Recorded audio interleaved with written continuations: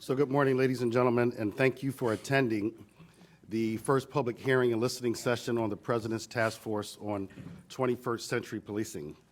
My name is Ronald Davis. I'm the Director of the Department of Justice's Community-Oriented Policing Services, also known as the COPS Office, and I'm serving as the Executive Director for the task force.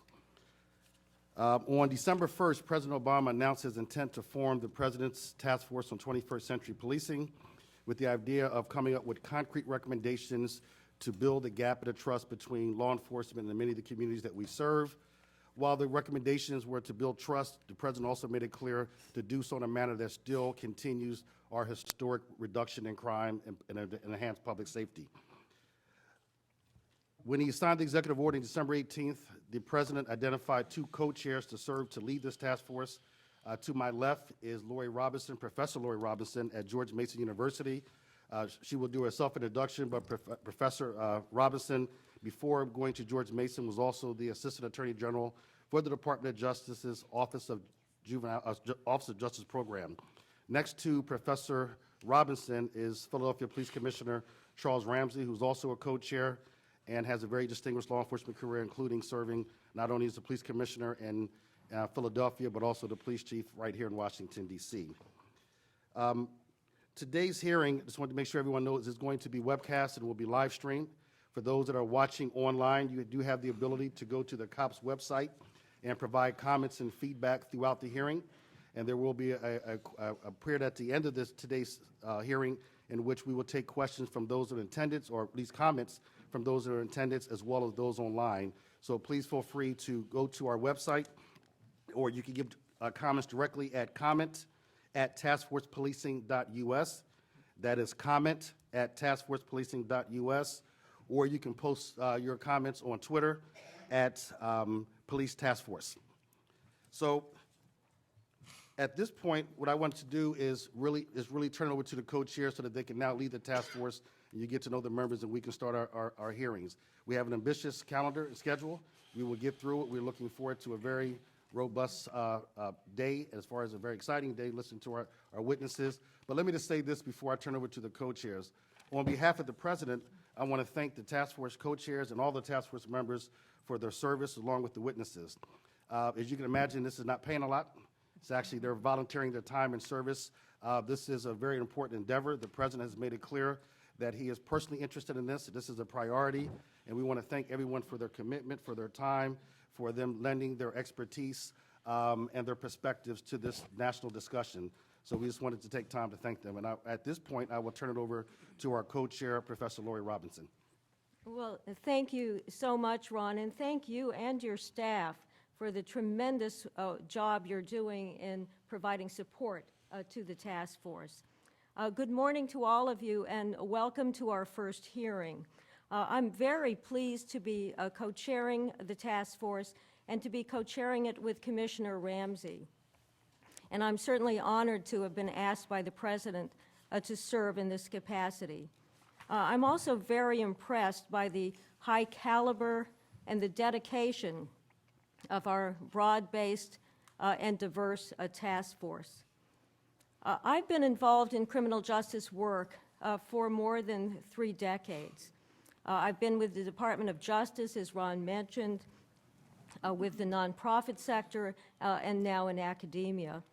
And it's very clear to me that we're facing very tough challenges right now in criminal justice. But since the President asked Chuck Ramsey and me to serve in this capacity back on December 1st, I've been very struck by the number of people, really hundreds, who've come forward from all walks of life and from all around the country to make suggestions, offer recommendations for steps that can be taken here to address these issues and these problems. These are very sincere proposals that are offered in good faith. And I have to say that that gives me optimism that Americans working together really are problem solvers. Now, the President has asked us to come up with concrete proposals on a very short timeline by March 2nd.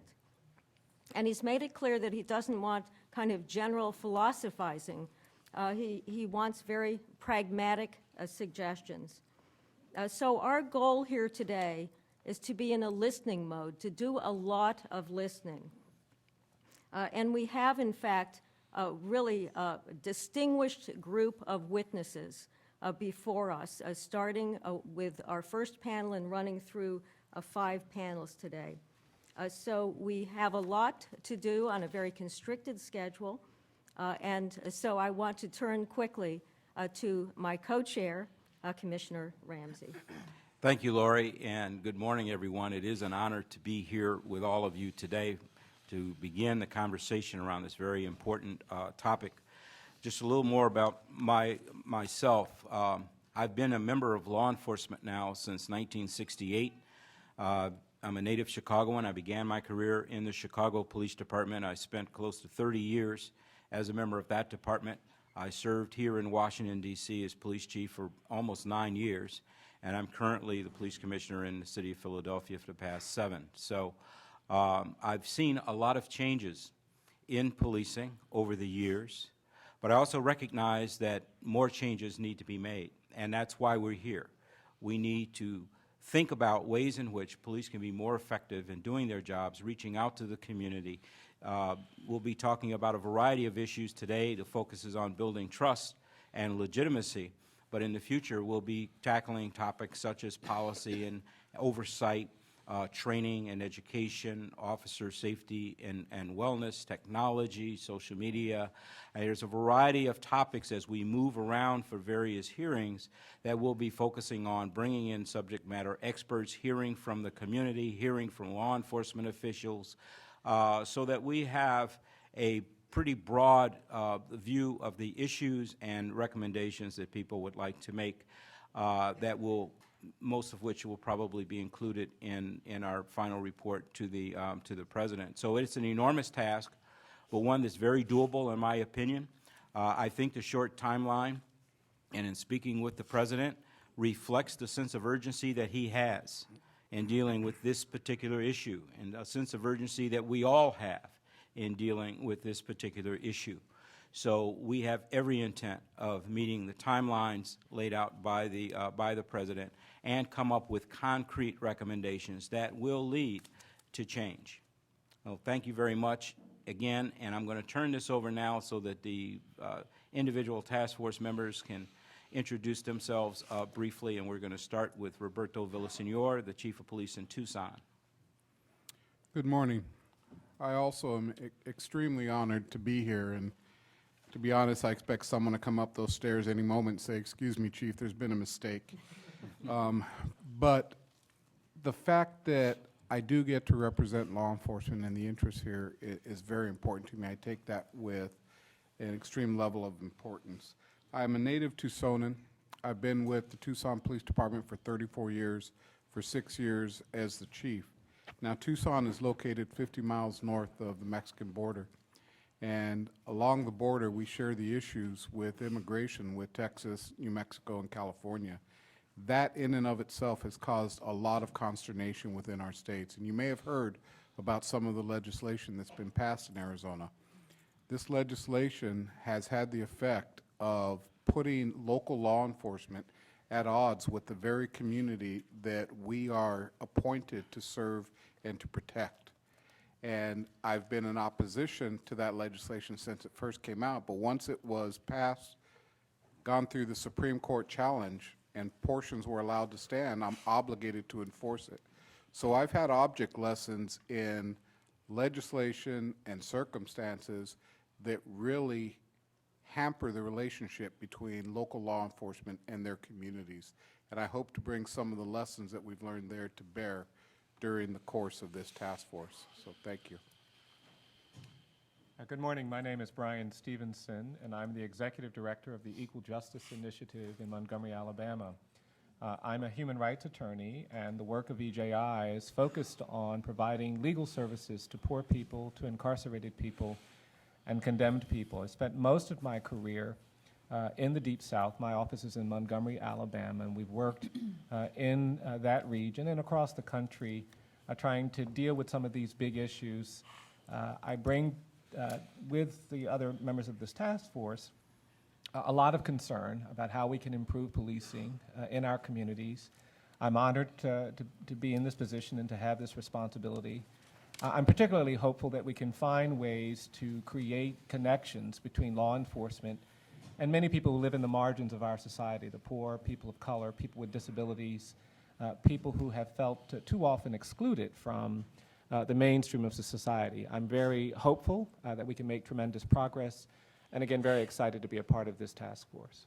Good morning. My name is Sean Smoot. I am the Director and Chief Counsel for the Police Benevolent Protective Association of Illinois and the Treasurer of the National Association of Police Organizations. I've spent the last 20 years of my professional life representing the interests of rank-and-file police officers in departments as large as the city of Chicago and as small as a city like Rochester, Illinois. I share my colleagues' hope and look forward to working with other members of the task force in coming up with some practical recommendations for the President that can be shared, that can, I think, attain the goal that all of us have, which is improving safety for everyone, law enforcement officers, citizens, and look forward to working with the other members of the task force. Hi, everybody. My name is Connie Rice, and I'm about to lose my microphone. My name is Connie Rice, and I am a civil rights attorney who's based out in LA. My specialty is police reform. My biggest project has been with LAPD, and I have good news to report on that front. We are changing the Praetorian Guard. They used to be America's warrior cops, and we are changing together. They will say I've changed, I will say they've changed, but the bottom line is we're working together to get a police force that bonds with the community to protect the community and to enforce civil rights. That's how they begin to see themselves, which is a whole new way for LAPD to see itself. Chief Bratton, when he was with us, got so frustrated with my meddling that he got me a chief of police badge and said, you think you're the chief of police, you may as well have a badge to go along with it. We are actually very good friends, and I'm helping him in New York as well. So police reform, by default, ended up becoming my specialty. I look forward to helping this group identify the ways that we can help police change. The police will tell you that we in the community also had to change. And they'll say, well, Connie changed as much as we did, and I'm fine with that. If that's how they need to see it, it may well be the case. That's what we'll do. But there is a way to get the police to see us as human beings they're supposed to protect, not as arrest fodder. They should not look at our little black boys and see an arrest stat or see somebody they can beat with a baton. They should see someone, when they look at our little kids in the ghetto, they should see their sons, and they should want to protect them. Thank you. Good morning. I'm Sue Rahr. I started my career in law enforcement in 1979 as a patrol deputy, worked my way up through the ranks of the King County Sheriff's Office, which is the metropolitan area surrounding Seattle. I was with the Sheriff's Office for 33 years, my last 7 years as the elected sheriff. Little did I know that that was my training to become the director of the Washington State Criminal Justice Training Commission, also known as the Police Academy. I now have the responsibility for training 10,000 police officers across the state of Washington, and I'm very honored to be part of this task force. I think there's a great opportunity for us right now to really take a hard look at the culture of policing, and that has been evolving in Washington State. We've put a name to that transition. We call it moving from a culture of warriors to a culture of guardians.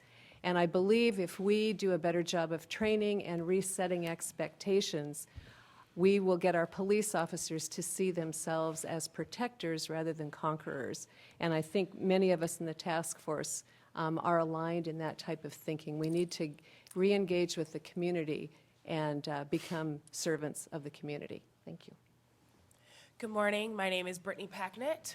I'm currently Executive Director of Teach for America in St. Louis, where we serve 24,000 low-income children, mostly children of color, and children who have been directly and indirectly impacted by the crisis in Ferguson. But as a native St. Louisan and as someone who grew up and still lives about 12 minutes from Ferguson, and who sees very clearly the responsibility and linkage between representing our children inside of the classroom and outside of the classroom.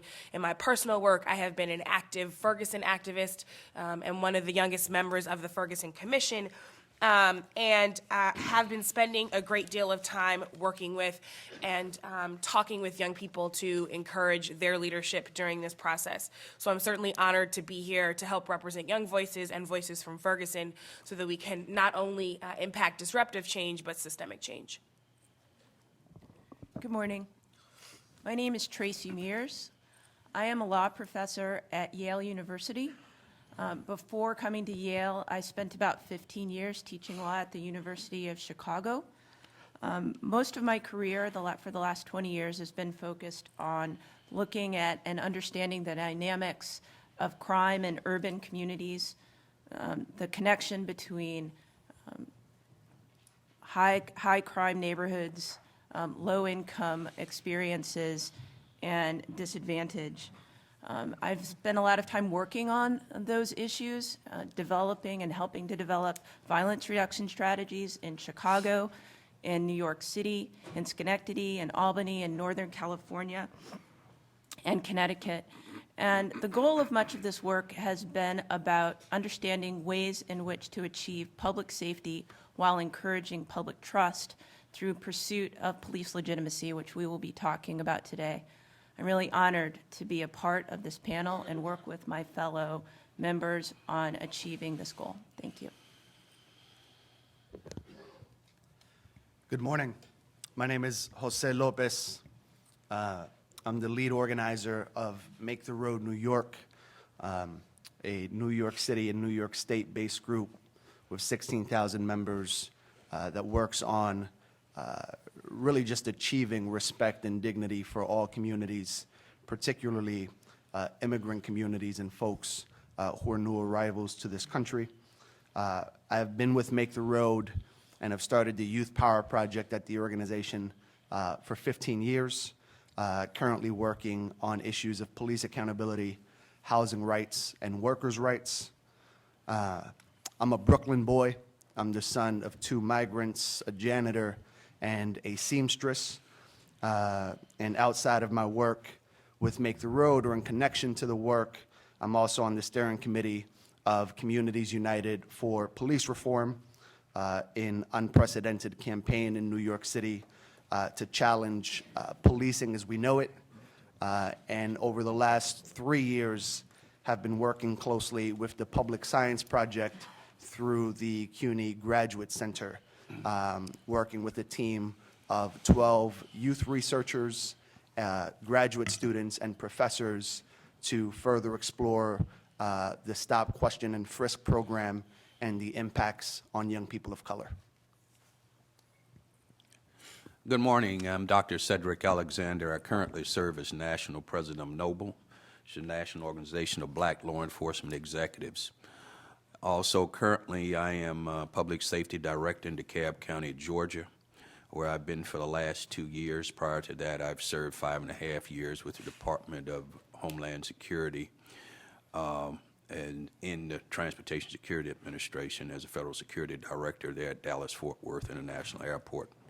Prior to that, I had an opportunity to serve as Deputy Commissioner of Criminal Justice in the state of New York, and I'm also a psychologist, clinical psychologist that trained both at the University of Miami and the University of Rochester, respectively, in both departments of psychiatry there, where I received clinical training. My police career started back in 1977 in Florida, and prior to going back to school to do doctoral work, I spent a number of years with the Miami-Dade Police Department.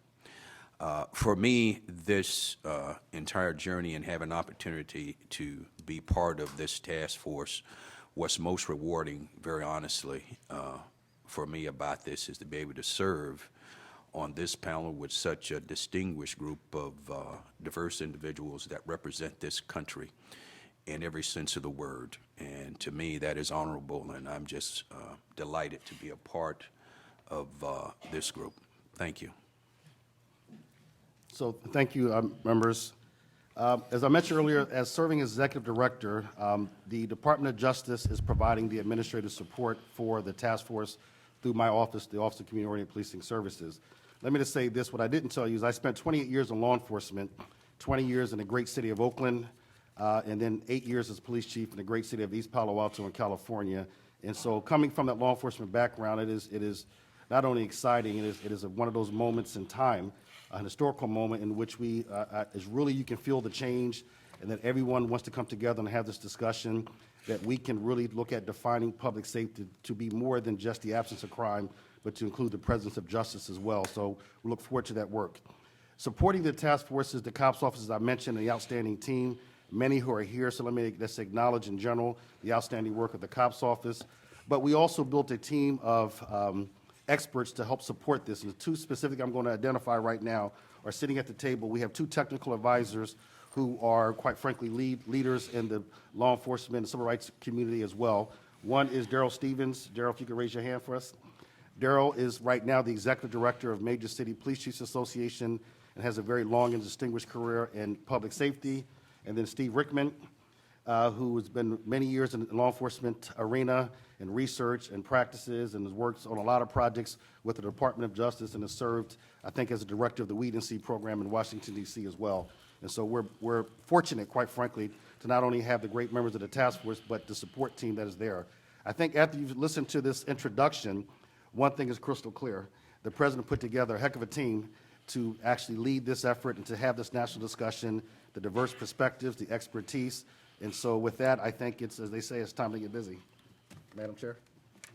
We're going to start now with our first panel, subject matter experts. The full bios of our witnesses today are on our website and also for the audience here on handouts. If I were going to read and my co-chair read their full bios, it would probably take all day. We have a very distinguished group, so I'm going to be very brief. We're going to start out as our lead witness, Charles Ogletree, who is Jesse Klemenko Professor of Law and Director of the Charles Hamilton Houston Institute for Race and Justice at Harvard University. Professor Ogletree, welcome. Very happy to have you. Thank you very much, and I'm very happy to be here. Let me just say this first. I want to thank all the members of this task force and thank President Obama for creating it. I think it's very important to think about the role of police in the 21st century and how important it's going to be. I just want this task force to think back as opposed to just looking forward, think back about all the issues that have happened centuries ago and that are very important. The work of Queen Mother Motley Moore, the work of people like Rosa Parks, folks who've had a very big issue in the civil rights movement. All those people are very important. Think about Charles Hamilton Houston, a native of Washington, D.C., who trained Thurgood Marshall, who died much too young, but who made it clear that race had to be treated fairly and appropriately. I also wanted to talk a little bit about, if I can, where this city is going. I, in a sense, cut my teeth here in Washington, D.C. as a public defender right on Indiana Avenue Northwest and had a lot of cases, a lot of African-American men and women who were clients.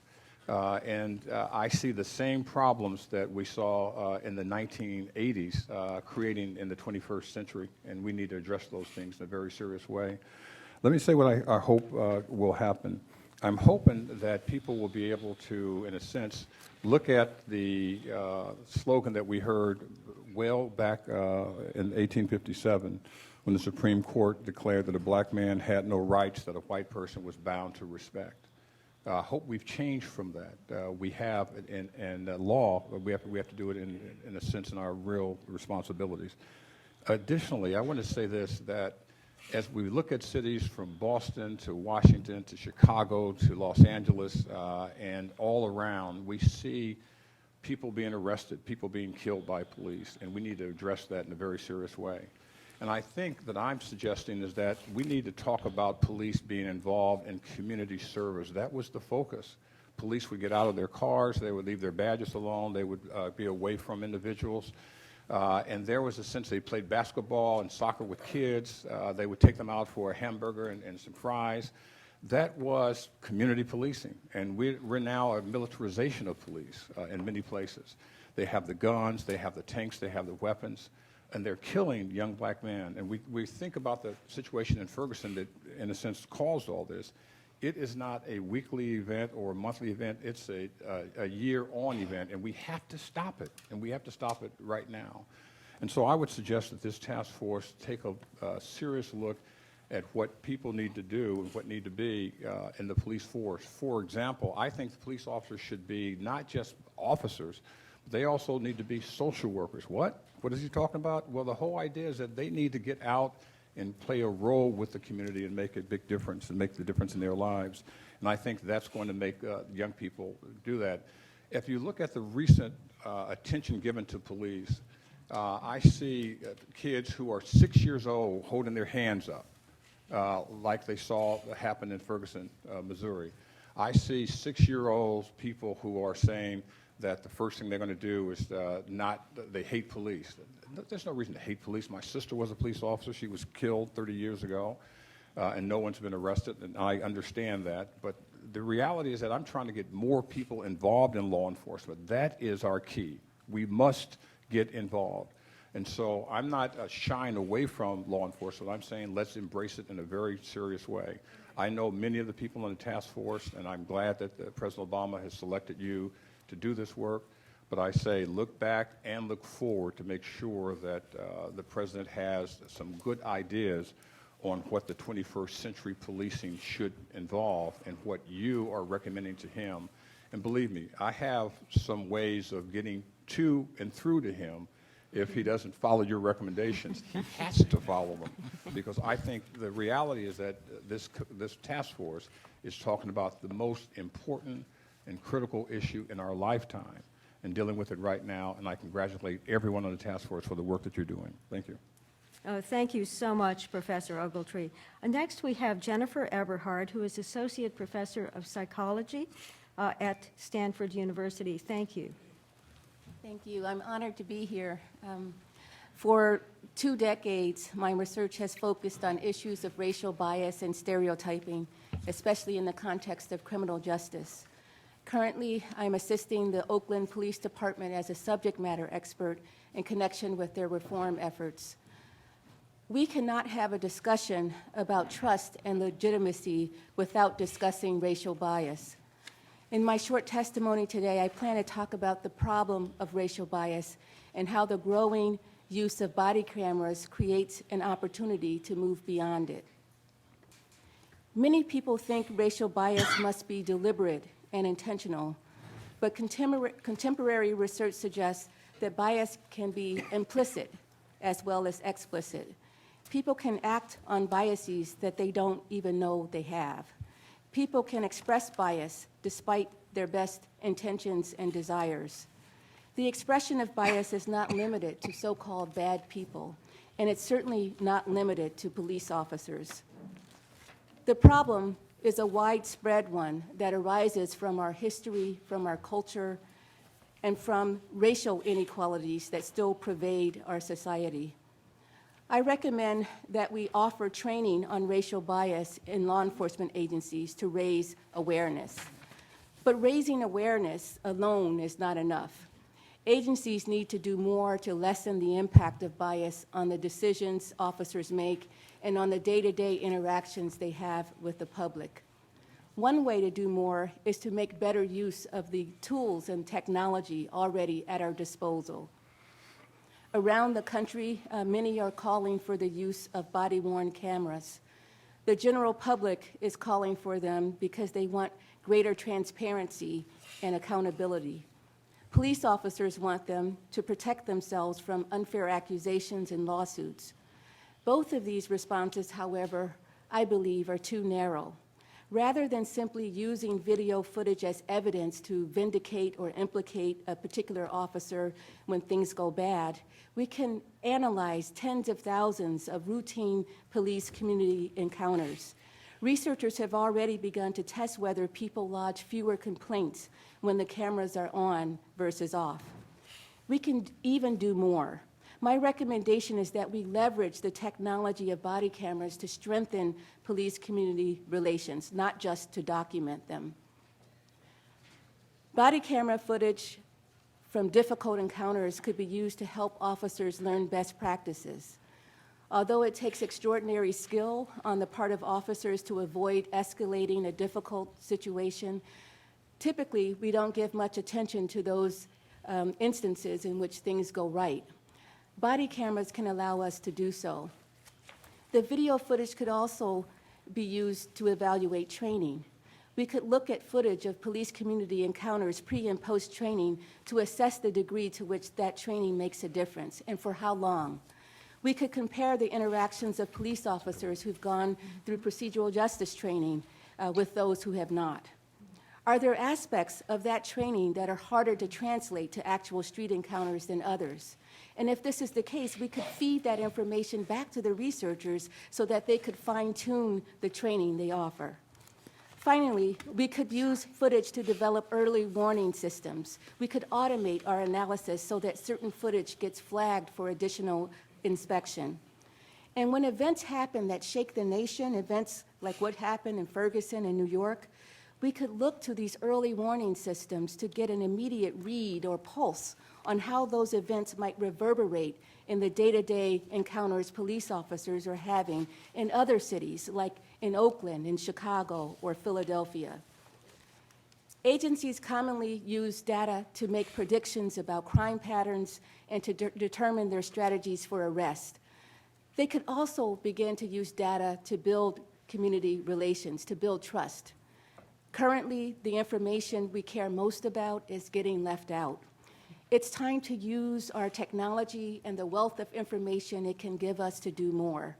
The problems we're discussing today are serious, but they are not intractable. Thank you. Thank you. Thank you very much. Our third witness is Tom Tyler.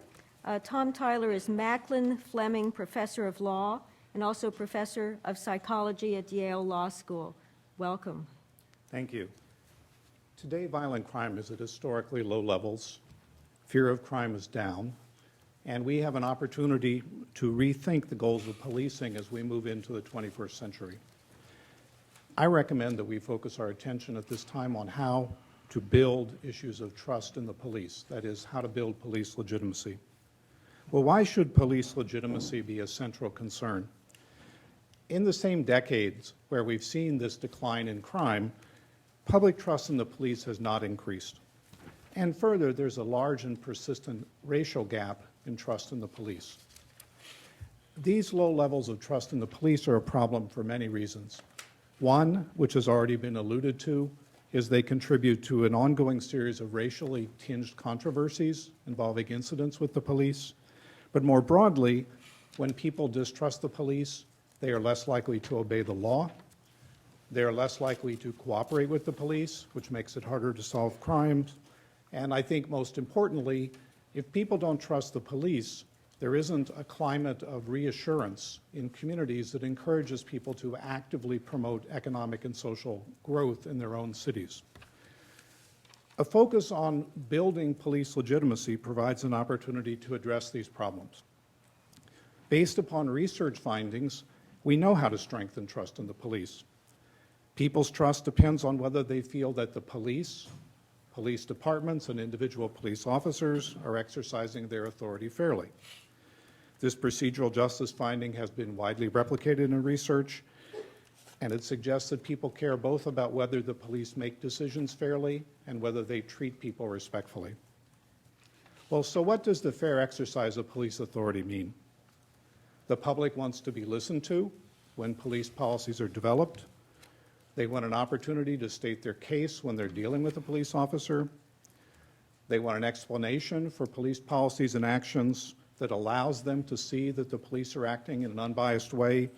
that shows that policies can be understood and that they reflect shared goals. And they want to be treated with dignity and respect when they deal with the police. The issue of perceived disrespect has been particularly central to recent public controversy involving the police.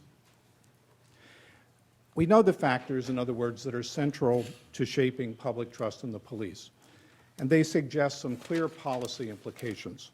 First, every policy and practice that the police implement should be evaluated not only in terms of its impact on crime, but in terms of its perceived fairness in the community. Every encounter that people have with the police is a teachable moment, and police departments need to ask themselves, what are they teaching the public about the police? This issue has become especially important in recent years as proactive policing practices have led to more frequent contact with a broader range of people in the community, and particularly with more young people. The consequence of these contacts on trust in the police needs to be factored into policy decisions. At this time, we know that the overall impact of police contact is to undermine trust. So our recommendation is that the federal government should support the development and implementation of policies that build trust. Second, police officers need to be trained to recognize the importance of fair treatment, as well as being provided with strategies for achieving that goal to strengthen public trust. The federal government should support the development and use of new training models. Third, both police chiefs and police officers who are successful in building trust need to be recognized and promoted. The federal government should support systematic surveys of public trust in the police so that these metrics can be used as benchmarks for evaluation. Finally, efforts to change the culture of policing will be more successful if they also build officer trust in officers' own police departments. This involves addressing officer concerns about well-being and safety. When police departments organize themselves around the principles of procedural justice, they lower officers' stress on the job and improve the physical health and well-being of their own police officers. And when officers then act in ways that emphasize fairness and use less force when they deal with the community, this promotes officer safety. So the federal government should support efforts to restructure police departments using the principles of procedural justice. There's a much-cited saying that a crisis is also an opportunity. Today we have an opportunity to rethink the mission of the police in the 24th century. This is because the police have been so successful at taking crime out of the equation, and now we can focus on public trust in the police. Oh, thank you so much. Our final witness on this panel is Samuel Walker, who is Professor Emeritus of Criminal Justice at the University of Nebraska in Omaha. Thank you. I appreciate the opportunity to speak to the task force on this very urgent national problem. In response to the tragic events in Ferguson, Missouri, and Staten Island, New York, much of the public discussion has focused on deaths at the hands of the police and the related grand jury investigations. I want to broaden the discussion to talk about routine, day-to-day policing. And in particular, I want to focus on the problem of disrespectful and offensive language by police officers directed at people in the community. This includes racial and ethnic slurs, common vulgarities, and other forms of disrespect. Disrespectful police happens all the time, all across this country, day in and day out. Now, if the mandate of this task force is to build legitimacy and trust in the police, this is where it should begin. This is where you should focus your efforts, the routine, day-to-day policing. Now, there's some people who would say that language of whatever form is not that important compared with deaths at the hands of the police. I disagree. I think it's extremely important simply because this is where people meet the police, and there's the problem of how police treat people. Some people ask, well, gee, how common is this really? There's a lot of research over the decades on the prevalence of offensive language by the police. Just to take one example from current data from citizen complaints across the country, In San Jose, 2013, offensive language complaints were 17% of all the citizen complaints that were filed. Washington, D.C., right here, 26% of all the citizen complaints filed in 2013. In New York City, it might be as high as 40%, although the way the CCRB there classifies complaints, it's hard to tell. But official complaint data is really just the tip of the iceberg, because we also know from research that among people who feel mistreated by the police, only a very small percentage actually file a formal complaint. So the problem is much bigger than even these data would indicate. Now, disrespectful and offensive language has 4 very serious adverse consequences. First, it's an injury to the person or persons to whom it's directed. It harms them. Second, over time, in the aggregate, it builds a reservoir of distrust and anger at the police. And this is especially true in communities of color. Third, in particular encounters, offensive and disrespectful language by the police leads to an escalation, and often in unnecessary and inappropriate uses of force. So if de-escalation is an important, new direction for policing, this is one place really to begin. Fourth, it undermines standards of professionalism. If it goes unpunished, and I believe it does, officers learn, well, you can do these things. You can get away with it. And so that needs to be corrected. Now, the President apparently asked for very specific recommendations. Here's my proposal. I am proposing that the United States Department of Justice take the lead in developing a respectful policing initiative. RPI, Respectful Policing Initiative. And that includes 4 elements. First of all, there would be mandatory annual in-service training for all police officers. Police departments have in-service training already. It would be very easy to incorporate this into their existing programs. Second, the Department of Justice should make federal funding from the department contingent upon a certification that an agency is in fact conducting a respectful policing training. Third, the Department of Justice should take the lead in developing a model policy for departments on respectful policing. And fourth, the Department of Justice should take the lead in developing a model training curriculum for all departments. Now, in conclusion, I brought with me a sort of a golden oldie. It's the Kerner Commission report, 1968, a presidential commission appointed in response to the riots of the 1960s. If you go to pages 302, 303, you will find discussion with evidence on the prevalence of disrespectful and offensive language by the police at that time. We did not fix the problem back then. We have not fixed this problem in the intervening 47 years. We need to fix it now. Thank you. Thank you so much, Professor Walker.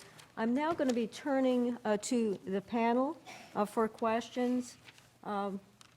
And I believe that Sean Smoot had our first question. Thank you, Madam Chair. Professor Tyler, is there a department or jurisdiction that the task force can look to as an example of a place that has been successful in formulating and implementing, and I don't mean to mischaracterize your testimony, but perceptively fair policies? And I would ask you as a follow-up question or a second question, is there a department or jurisdiction that we can look to as an example of a place that has been successful in formulating departmentally or internal procedural justice within the police department? In terms of communities, I would use New Haven as an example of a community that has gone back to the idea of community policing. They have implemented a set of policies and practices. For example, every new police officer spends their first year in a neighborhood getting to know the people in that neighborhood. They have had success building community trust in the police, and at the same time, because of heightened levels of cooperation, their clearance rates have gone up, crime has gone down. So that would be, to me, a very good example of a smaller town. I think in terms of a large town, Chicago would be an example. Chicago has an ambitious effort to retrain its police officers along principles of fair treatment. They've trained over 8,000 of their officers in a one-day, 8-hour training program. And so that's an example, I think, of a larger department. Chicago is interesting because when they did start retraining their officers, they discovered that the main complaint the officers had was that their own department didn't seem to use fair procedures, which has led them now to rethink policies for promotion, policies for discipline. So I would say that's an example of a community that then has redirected its energy to thinking about the internal structure of the police department. Okay. I just wanted to thank the entire panel for your testimony this morning. It's very informative. Thank you. Can I say one word, Mr. Smoot, about that? I would ask the task force to look very closely at what's happening in Boston. I was surprised to find out that there, the chief of police, superintendent now, William Evans, says very clear that he's trying to make sure that officers aren't carrying guns, they're not shooting people. He's training them to do different work. And the problem that I mentioned just briefly is the problem of the state police who come in with helmets, guns, and tanks, and we need to, I know that's beyond your jurisdiction, but I think that you have to look at anyone wearing a uniform and who's in a sense. Not to interrupt, but it's not beyond our jurisdiction. Okay, good. We'll take it on. Well, that's why I want to make sure that, look at state police. I think that's going to make a big difference. Thank you. Our next questioner is Brittany Packnett. So 2 related questions. First of all, thank you all for being here and for your testimony. The first question is for Professor Walker. You talk about making federal funds contingent upon this respectful policing certification. My question, kind of as a follow-up to that, is, in your opinion, should there be the removal of federal funds if the kinds of standards in respectful policing are violated? In Ferguson, I myself witnessed quite a bit of the disrespectful language that you talked about, as well as disrespectful actions, right? And the language tended to come before the action, so I appreciate you highlighting that. And so I'm wondering, in cases like that and in others, if we find that there are patterns in practice or in crisis situations like we saw in Ferguson, violations of those respectful policing standards, should federal funding be removed, in your opinion? And then as a follow-up to that, to Professor Ogletree, in the article you shared with us, you talked about how communities feel like they're under the rule of an occupying army, and having personally dealt with the very worst that we've seen on television, the tear gas and the rubber bullets in Ferguson, I know that that's exactly how the community felt. And so I'm wondering, in your opinion, how that was exacerbated by the crisis in Ferguson, that feeling that you discussed, and what do you think are steps toward reconciliation and healing for the community? Well, to answer the first part of your question, my specific proposal is to mandate the training and to make federal funding contingent upon it. What happens if a department is in fact doing the training, but the language, defensive behavior continue? That's a separate and a more difficult question. I haven't thought that through, and I haven't presented that in my proposal here. If things get that serious, then we have the special litigation section within the Civil Rights Division, which can investigate a department for continued violations of civil rights. So there are a number of different avenues that can be used. I have to say that my response is a holistic one, and it may not be well received, but I think that the community in Ferguson needs to rethink what they're doing. The majority of the community is African American, yet the city council is majority white. The police department is majority white. The crimes are committed are in a sense enforced involving black men a lot. And I think that Ferguson needs to grow up. Those are my words. But I think that we need to change the sense that's happening. And everything has to change. Education, housing, jobs, all those things have to change to make sure that people are, in a sense, on the same level and responding in the same way. And I think that Ferguson is a good community. If we fix Ferguson, we are on the first step toward fixing America. And I hope that's the step that we're going to be taking. Connie Rice, I think you had a point back on our last exchange. Yes, I'm about to jump out of my skin because nobody listed LAPD as one of the forces that has transformed itself. We're in the middle of 14 years of work we've been doing every single day to change how LAPD cops think and behave. And so I have to put our Community Safety Partnership Police on that list of Chicago, Boston, and New Haven because they are truly extraordinary, and I can say that because I trained them. Chief Beck trained them with me, and before Chief Bratton left, as I said before, he gave me a Chief of Police badge because he said, Connie, you think you're the Chief of Police, I may as well give you a badge to reflect that delusion. So it is extraordinary to see LAPD cops who used to be like the Praetorian Guard. They were your worst nightmare if you were a civil rights lawyer. I know, I sued them every day.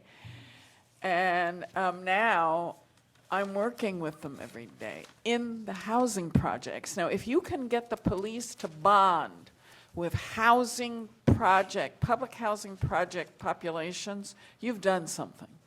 And if you can get a force that used to think of itself as Praetorian warriors into thinking of themselves as social workers who may have to use their guns on a very bad day, but in general don't, and they see themselves as guardians of poor people, you have really accomplished something, and that's what we've done in LA. And this body is just going to have to acknowledge it because I'm tired of having us overlooked, but we're so busy doing the work, we haven't communicated it with anybody.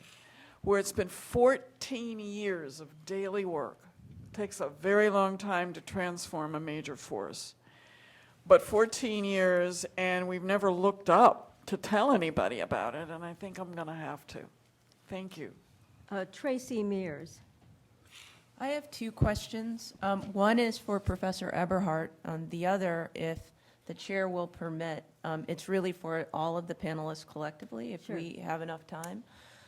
So first, for Professor Eberhardt, I know that you are a renowned expert on implicit bias, and I'm wondering if you could say a little bit more about what the kind of training that police could undergo with respect to bias can do for us.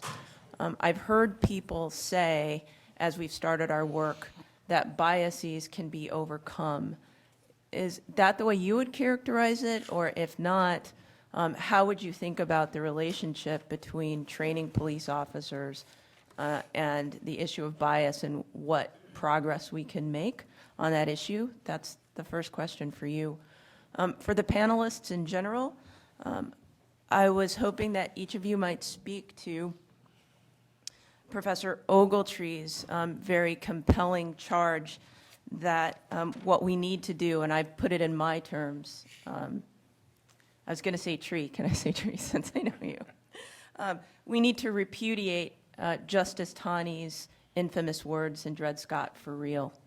I'm interested in knowing what you as panelists think about, or just some idea, some recommendation for what it would mean to repudiate what Justice Taney said in Dred Scott, given that we are working primarily on policing, and in fact, in the last exchange with Brittany Packnett, you just said, look, you know, there's so many other things that need to be done. How do we think about that package of issues? Yes, so the implicit racial bias training is a focus on sort of making police officers, you know, aware of the social scientific research on bias, the contemporary research, which shows that that bias can operate in situations where, you know, you don't even think that you're, you know, expressing bias or that you could be affected by bias. And so a lot of the focus on the training is to sort of help people to understand the pervasiveness of it and to sort of help them to reflect on, you know, how bias could influence day-to-day policing decisions. So the awareness is a big part of it. And as far as changing bias, I would say bias can change. I mean, bias is situational. It's not just something that people have in their heads, but it's something that is sort of perpetuated and promoted by the situations we find ourselves in. And so the police departments, around the country have a role to play there. They, set the tone. They sort of create the structure under which officers are operating under. And sometimes those structures or those policies can, sort of dampen the expression of bias or make it less likely, but sometimes it can make it more likely. And why don't the other panelists now weigh in on Tracy Mears' second question? Well, I think the proper response is through recruitment, training, policies, everything that we have to achieve the point where police officers treat people, as human beings, and they're entitled to all the respect and dignity and rights that all people are entitled to. And it won't be easy, and there's simply many ways of getting there, and it's a 365-day-a-year task, and it's not going to be done by one 4-hour training session by whoever the person is. It has to be done really day in and day out in terms of how police departments conduct themselves. Probably the most important would be at the sergeant level. The sergeant talks to an officer after an event and saying, okay, you didn't violate any department policies, but your language, the way you did this, it was really on the borderline, and it really is not what I want to see. It's not what this department wants to see. I've heard many police chiefs say you can't arrest your way out of crime. And I think that the point that they're making is that in the end of the day, what we really need is we need economic, social development in our communities. If the police can be retrained to think of their role in the community as not being a force that is designed to control a population, but rather a service that is having the goal of creating the sense of safety and reassurance that allows communities to develop themselves, then I think it changes the way officers think about what their role in the community is supposed to be. Then when they see themselves behaving disrespectfully or undermining the well-being of people in the community, they recognize that that's counter to their mission. And once the police understand a different mission for themselves, I think a lot of these problems become less serious. Mm-hmm. I want to just say quickly that to take Professor Benagi's work a little further, she spoke at Harvard, and we had a sense about implicit bias, and I hope this task force will understand it. Implicit bias is not racial discrimination. You need to understand that, and she made it very clear that all of us have implicit bias. We're born with these things in our brain that make us react in certain ways, that make us appear to be racist or sexist or homophobic, all those things, and we need to make sure that we read Professor Benagi's work to understand that.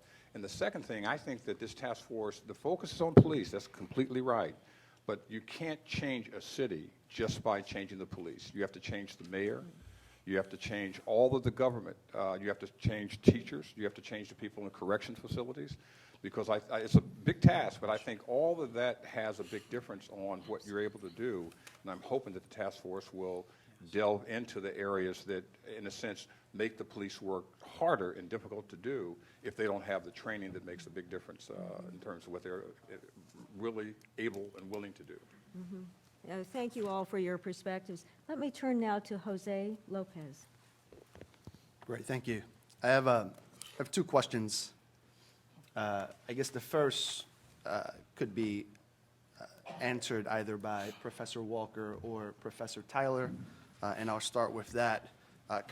Given the conversation that we're having now around respectful policing and Professor Eberhardt's discussion around, or testimony around, implicit bias, just makes me think about kind of my own experiences in New York and whether or not through the department's Stop, Question, and Frisk program, whether or not a more respectful interaction with police officers whether or not that makes me feel any better, given the fact that I know that the stop in the first place was racially motivated. And so I guess that it's a comment question, but, how can we, can a stop ever be respectful? Can that interaction ever be respectful between me and an officer? Can I ever feel respected and dignified if my understanding is that that stop was racially motivated? Well, so I think that there are really two levels upon which we can react to those kind of policies and practices. One is the individual stop. And as Sam Walker mentioned, when people are talking about why they are upset about these stops, they most frequently talk about disrespect, humiliation, insults. So one issue is that the police need to change the way they treat people when they deal with them. But the larger issue also is, what are the policies and practices of the police?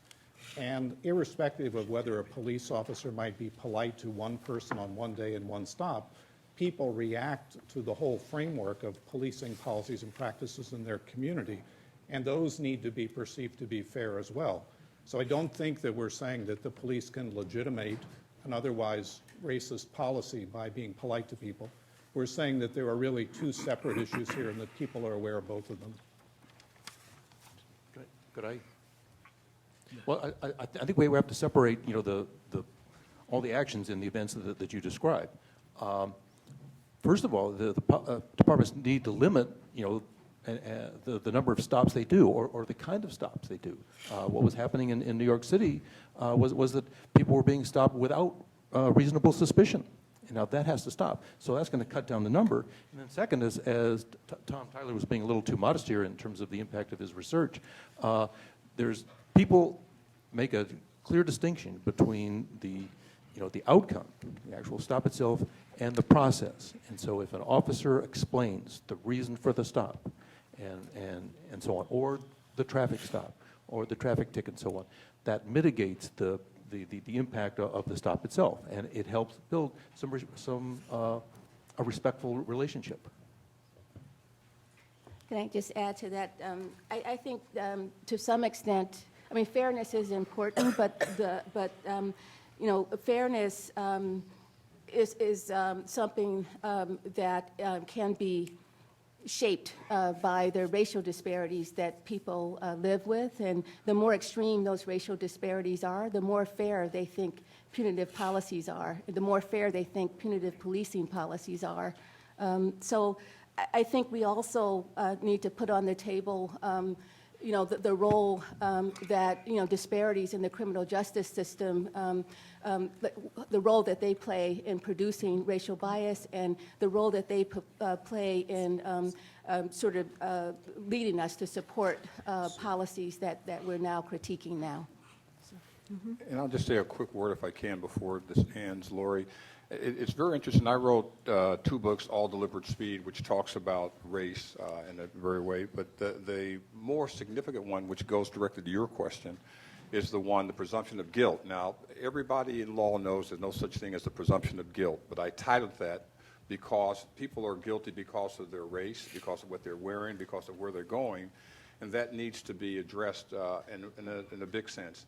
And I also think that the task force can look at the issue of how important it is to look at the issue of how race trumps class. And I shouldn't say this, but I'm going to say it, but my colleague and my dear friend and who I represented, Professor Henry Louis Gates, was arrested in his own home. In his own home in the 21st century, 2009. And he was released, but the whole idea is that race trumps class, and I think we need to understand how important that is and what we need to do with that to make sure that we are embracing the fact that it happens. And I've heard this 1,000 times, and I'm sure many of the people on the panel have heard it as well. When people come to me and they'll say, oh, we're not talking about you, Professor, we're talking about them. I am them, right? And so I don't want to wear a tie or a suit everywhere I go. But the reality is that people look at you and they look at your face, and that determines whether you're black or brown or white. that determines how engaged they can be in arresting you, questioning you, in a sense, expecting you to respond in a certain way. And I don't want to walk on, carefully around the community. I want to be able to be free and not subjected to that. And I think that's very important to talk about the issue how race trumps class and how that becomes a big issue that we need to dig under. And it also means that class is not something that it will remove you from the scope of being interrogated, stopped, arrested, charged, shot at, killed by the police. Now you had a second question. Yeah, my second question is for Charles. So it seems to me that when we look at criminal prosecution through the Department of Justice, that the DOJ has not been as active in pursuing cases such as the ones in which I think called for the convening of this panel. So is my sense of reduced Department of Justice activity in this area consistent with reality? And then the second part of that question is, if so, thinking about the function of the Department of Justice, thinking about the Section 1983 suit in terms of holding police officers liable, are there other statutes or recommendations that could be proposed that we think would be more effective? I think that's a great question. I think 1983 is a good idea and that this task force can pursue it. And I would have to say this, I think Eric Holder has been far better than a lot of the other attorneys general in pursuing these issues of racial injustice. And he's been a very important force carrying that on. He went to Ferguson. He looked at the Trayvon Martin case. Every case he's been looking at and trying to figure out what the Department of Justice can do. Remember, they have limited jurisdiction. They can't do everything. But I think they can at least raise the issue and hope that prosecutors around the country will say, okay, we're following what the Attorney General did in Washington as a message that's going to happen. But I think this committee, this task force, can make some recommendations for the next Attorney General, who I think will be Loretta Lynch, and tell her that he started it, and you need to continue the issue to make sure that race is not an issue that divides us, and there's no hope that the Department of Justice is going to be the leader, and they need to be the leader in making sure that racial justice is available to every single person, regardless of class or race or situation. And I think that was going to be a very important step in the right direction. Great. Cedric Alexander, I know you had a question. Yes, thank you very much, and thank you all for the wonderful scholarly contributions you have made to the country as well too. And I think over time it's going to prove itself to be very valuable. And I just want to say thank you to all of you. This question is primarily for Dr. Tyler, but I would ask that maybe each of you might want to share your thought about this. You said at the beginning, at opening your remarks, Dr. Tyler, I think was very profound when you stopped to think about it, when I stopped to think about it. You had indicated, and I'm paraphrasing here, that as crime has gone down in this country, discontent in police community relations in a negative way has gone up. Could you talk a little bit more about that? Because I think that is a very interesting observation, and I think it deserves more discussion as well too. And I certainly would like to hear from your colleagues in terms as to how they think about that, because I have my own theories around it, and I think they're going to be pretty much congruent with yours. But would you like to speak a little bit more about that, if you could, please? Sure. I think that the main point to be made is that over the last 30 years, the level of public trust and confidence in the police in America has been pretty much the same. Between 50 and 60% of adult Americans say that they have trust and confidence in their local police. Second, there's frequently a 25, even 30% gap between African American and white respondents in any particular community, with African Americans strikingly less likely to indicate trust and confidence And again, that has been constant and there's been no sign that that gap is disappearing. So the framework for a lot of the events that we're talking about today, the Ferguson event, the Staten Island event, and many other events, is this backdrop where police efforts to reduce crime, the fact that crime has gone down, hasn't impacted on the climate of police-community relations in American communities. Did others want to comment on that as well? I was just going to make one short comment, which is although crime has gone down, the same policies and practices are in place to some extent, and the same policies and practices that people experience as problematic. So policies like broken windows, for example. So real quick, so in theory, it wouldn't be far-fetched to conclude that in some way, if crime has gone down in this country, but discontent with police has gone up, particularly in communities of color, then that would suggest that to me it suggests that those two entities are in no way communicating with each other, and obviously those that feel this continued discontent with police are being targeted in some kind of way that suggests crime is being, as crime is being reduced. I mean, it's just, and I think, does that make sense to you, Dr. Ogletree, in the sense that there? I mean, that's just so off. It's very scale. off. Let me just say this, that when you think about crime going down, I think that's a good sign. But when you see the discontent from African Americans who are middle class, upper middle class, who are working class, they have the same view, and they're different from whites. Whites are saying, my community is protected. Police are doing a good job. Blacks, regardless of class, are saying, my community is not protected.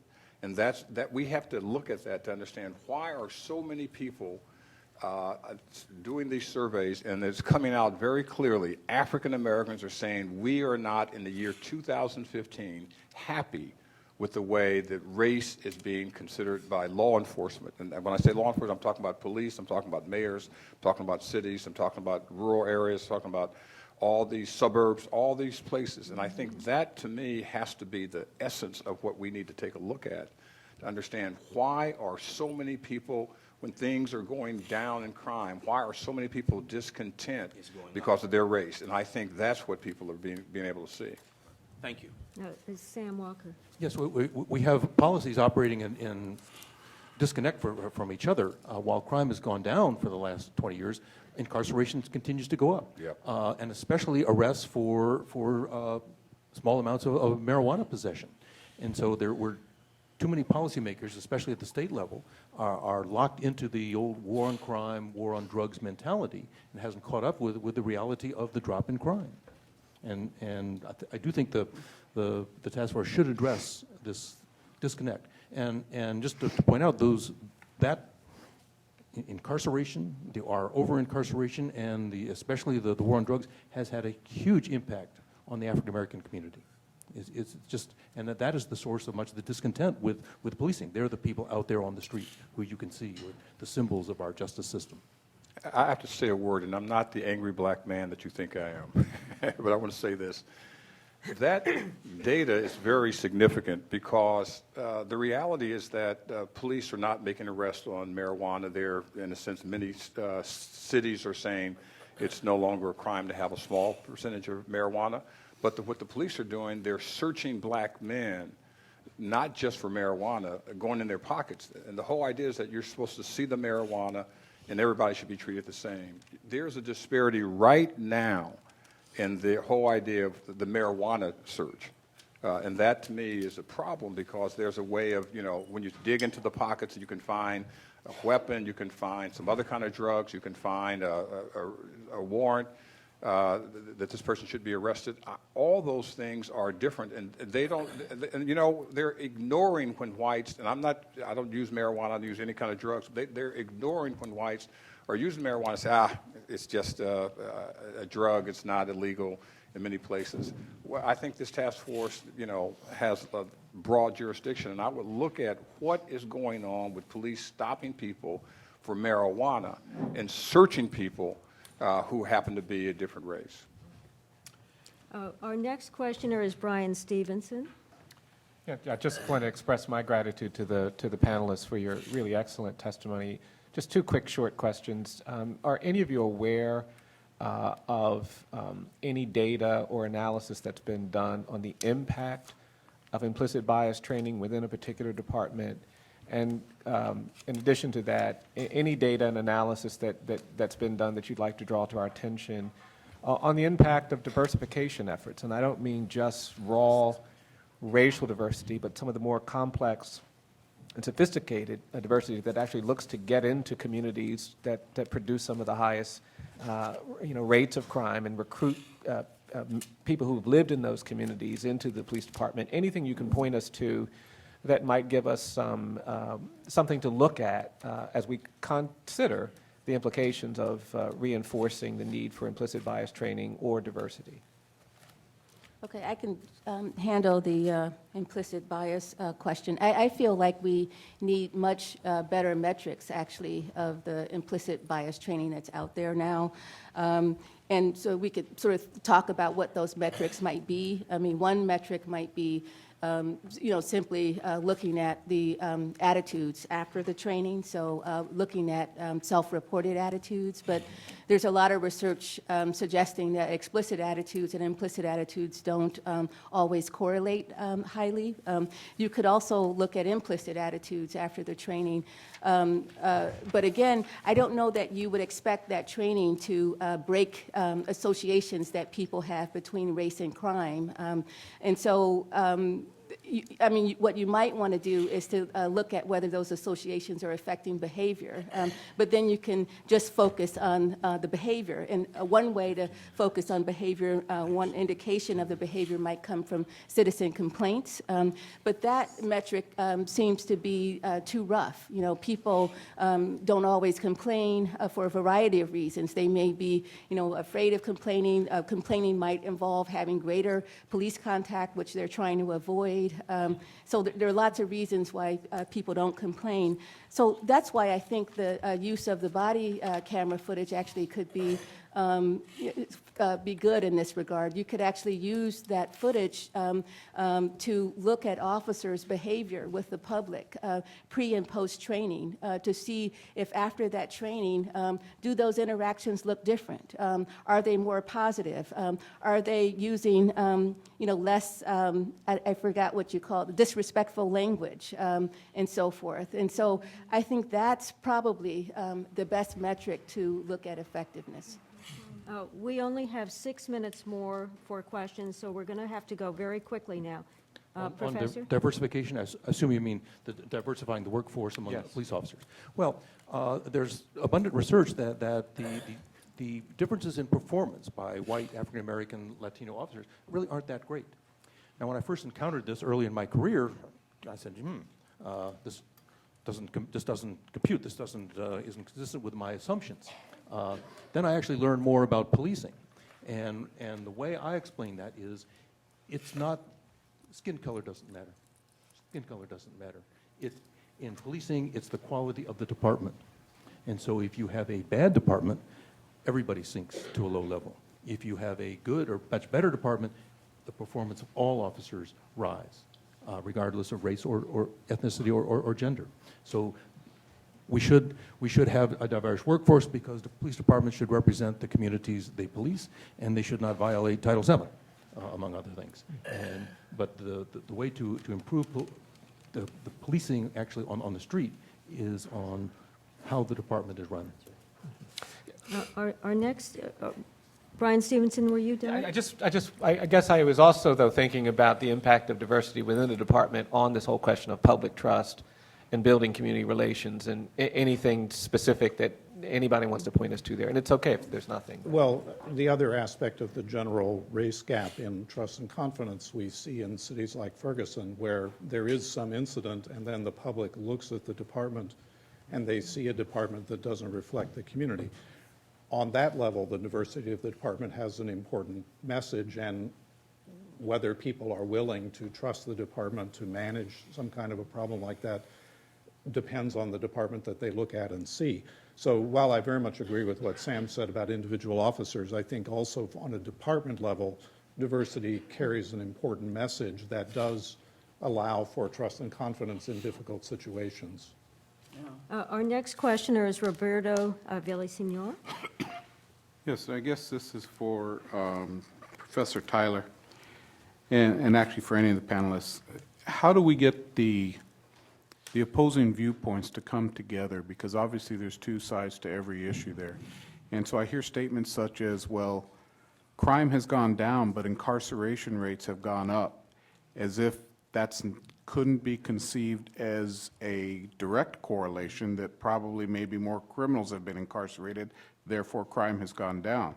And the issue is the mistrust, and I think that's what we're going towards. And how do we refocus and get officers to buy into that? Because you have perceptions, there's crime across all races. But we have perceptions that every stop is driven by racial motivation. It may be because crime in an area is rampant, and that's the demographic that lives in the area. So how do we get past that stage to try and get the reality into the perception? Well, I definitely think that the first point is to try to re-educate, retrain officers to think about this in terms of a different role for themselves that moves beyond enforcement to building stronger communities, and that one of the goals when they deal with anyone should be to think, how am I building trust in the police? How am I building trust in the community? Because in the long run, my job is to try to improve this community. So that's the first thing. But I think the other thing that hasn't been emphasized enough, but really is important, is benefits to officers. That is, issues that constantly come up when we talk to officers are safety and their own health and well-being. And we know that the style of policing that many police officers are engaged in is both dangerous and not good for them, because it produces stress of working in a hostile community and constantly dealing with antagonistic people. So I certainly think, for example, when I talk to unions, I emphasize the benefits to the officers themselves of changing their style of policing. Thank you. Sue Rohr. Very, very succinct. Okay. This is primarily for Professor Tyler. You talked about internal procedural justice, and I could not agree with you more on that. Can you talk about how we approach improving internal procedural justice in a paramilitary structure? Well, that is really the core issue, and I would emphasize to police commanders that they benefit a lot by trying to institute a more fair decision-making, a more fair treatment style within their department. We find that officers do their jobs better. They are more willing to go beyond their job description and do extra things to help their department if they feel fairly treated and if they feel committed to the department. So I think that the bottom line argument is that police commanders will benefit more from this style of policing, that they have a lot to gain from doing it. You don't find those two in conflict then? The paramilitary structure? Well, I think that there's no question that the traditional paramilitary structure doesn't promote these ideas. Mm-hmm. On the other hand, I don't think that there's any reason we can't change the structure of police departments to make these ideas more important and still preserve the gains of traditional policing. Okay, thank you. Connie Rice, if you can be very quick. I probably can't, so let's just skip it. Okay, thank you. Please join me in thanking this terrific panel.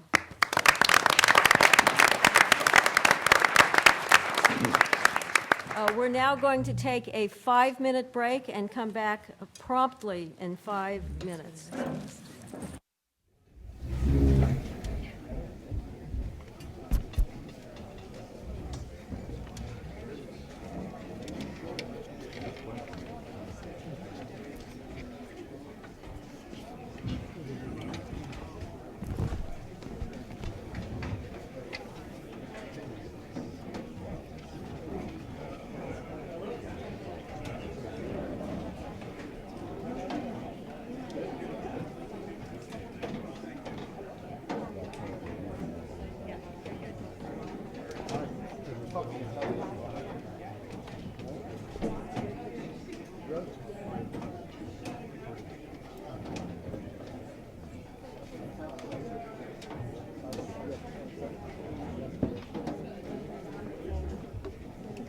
Well,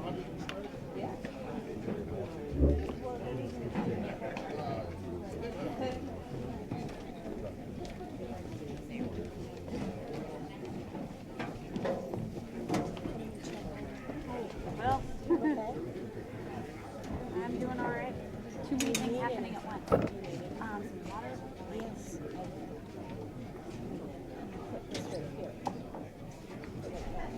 Okay, that's fine. Thank you so much.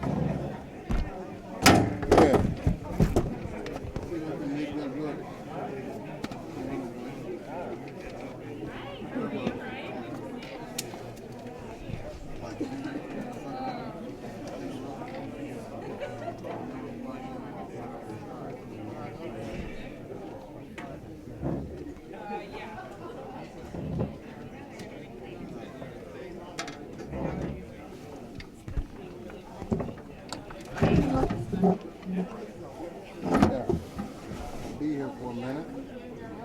You here till 5? Oh, I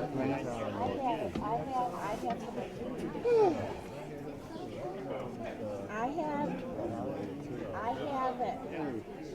Yes, sir. What's you got going on, bro?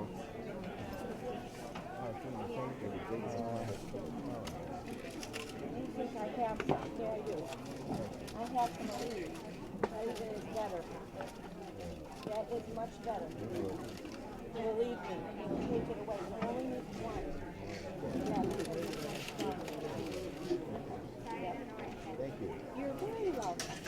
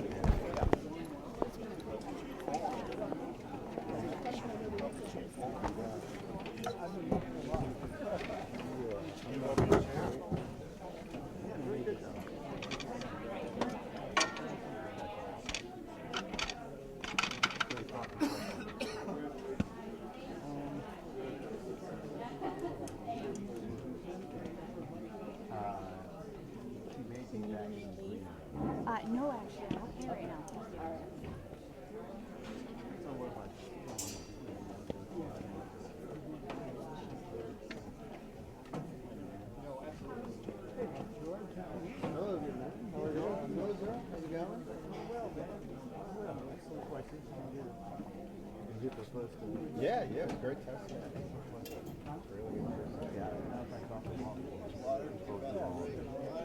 It's good. So it came up 40 years ago.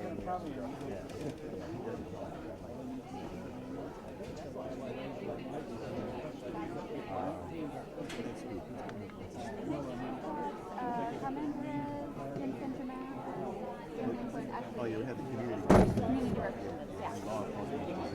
Law enforcement.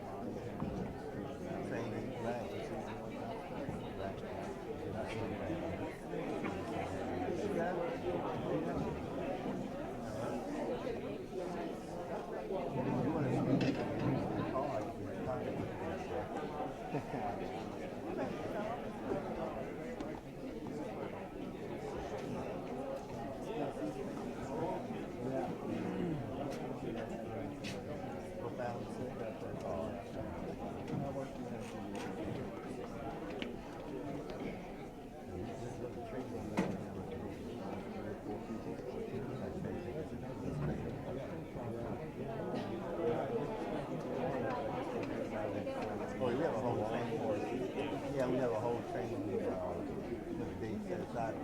Oh, really? Yeah. It's not here.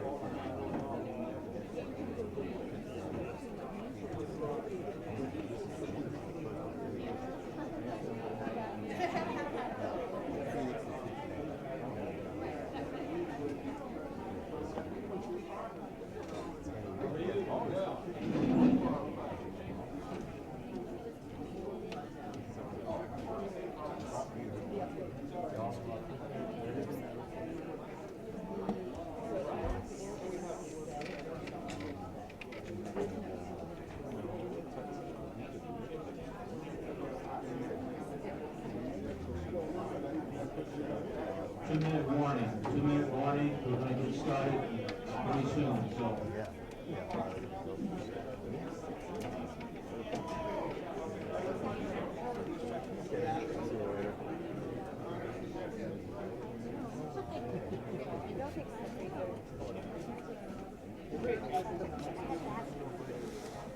Oh, I am not the person to talk to. I think sound is being controlled on the other side. There's a soundboard over there.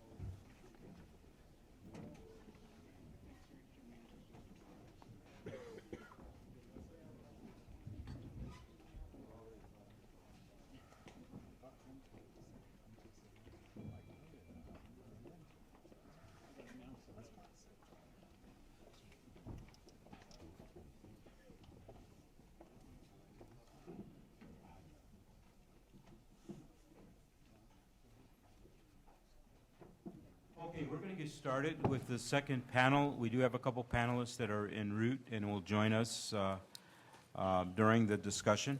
But we want to start with Carmen Perez, the Executive Director of the Gathering for Justice. Thank you for being here.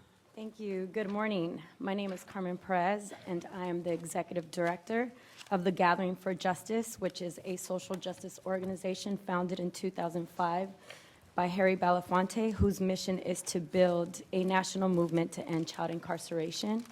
I am also the co-founder of Justice League NYC, a task force of juvenile justice and criminal justice experts, advocates, activists, and formerly incarcerated individuals dedicated to reforming the juvenile justice system.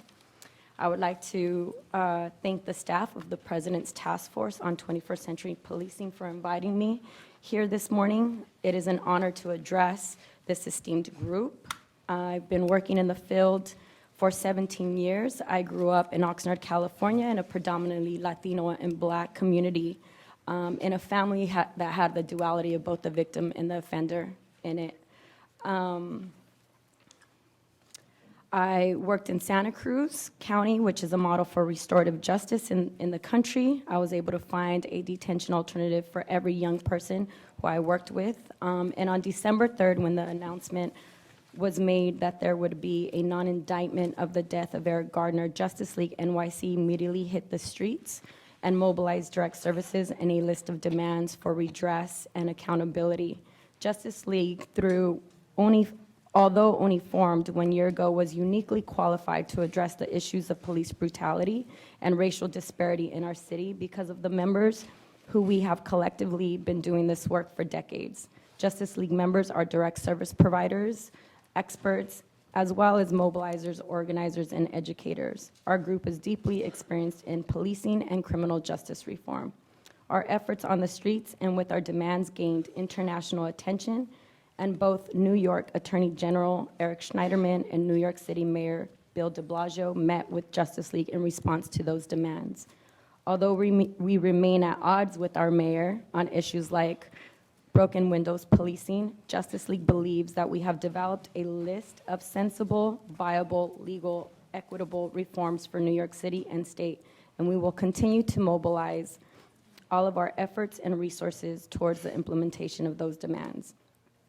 In New York City and in communities across the country, there is a crisis between police and the communities in which they serve. There exists no trust that police can serve Black and brown communities. Programs like Stop and Frisk and Broken Windows only compound the issue of police brutality and racial disparity. And the lack of police accountability is a critical component in this polarized landscape. We know that you cannot trust without accountability. The role of the police is simple: to protect and serve.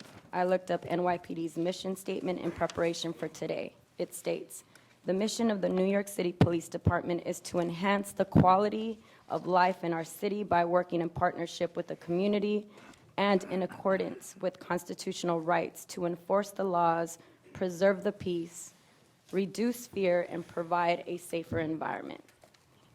That is exactly the kind of police department that our community deserves.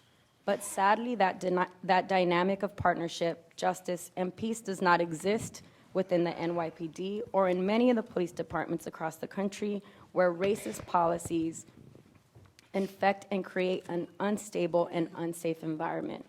The impact of bad policing and systemic racism on Black and brown communities is staggering. Racial profiling has time and time again been proven to be ineffective practice that not only violates the basic human rights of individuals in marginalized communities, but does nothing to reduce crime or enhance the lives of the communities in which it is utilized. We can only have safe communities when everyone feels safe. We can have no justice without peace, and we can have no peace without equity. I stand before you on behalf of Eric Gardner, John Crawford, Romarley Graham, Akai Gurley, Miriam Carey, Renisha McBride, Rakia Boyd, and Michael Brown. We know there is a long and troubling history between communities of color and law enforcement. We know that there are too many young Black and brown men and women who have died unarmed at the hands of the police. We know this epidemic has has not subscribed, and we know that the time for the government to act is now. On December 4th, Justice League released a set of demands with local, state, and federal implications, and I'd like to share them with you today.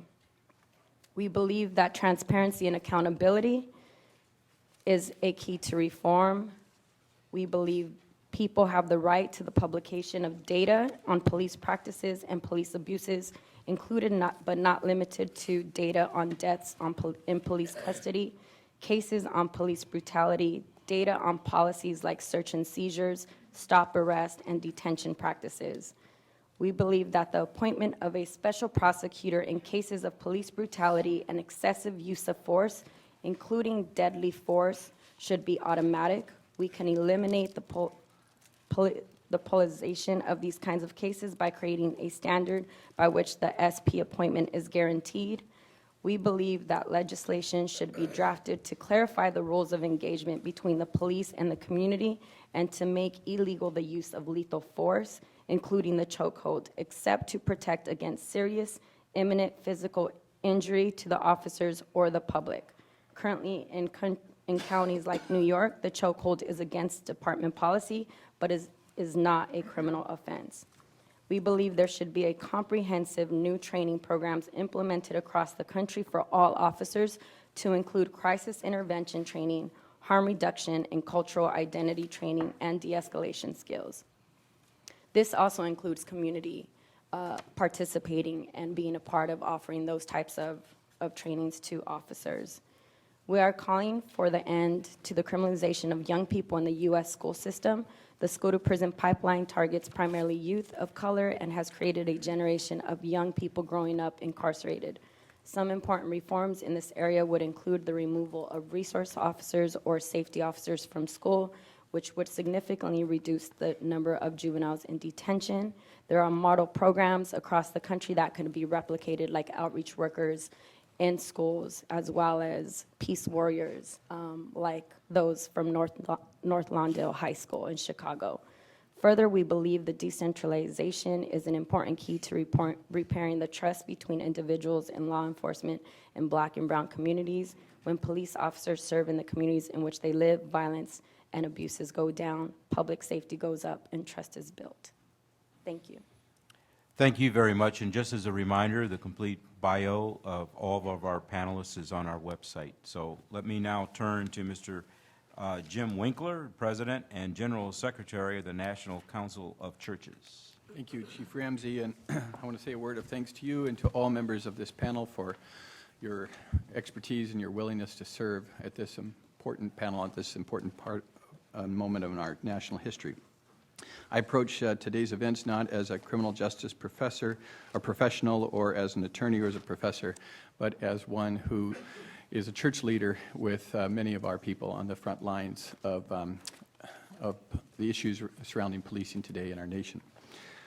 The National Council of Churches has existed since 1950 and actually stems from the Federal Council of Churches, which was created in 1908. Some 37 member communions from a wide spectrum of Protestant, Anglican, Orthodox, Evangelical, Historic African American, and Living Peace churches comprise the 40 million Christians in more than 100,000 local churches in the communities across the nation that make up the National Council of Churches. The NCC has a history of addressing a variety of social justice issues. Periodically, however, we will select priority issues that are of particular importance in society and for people of faith.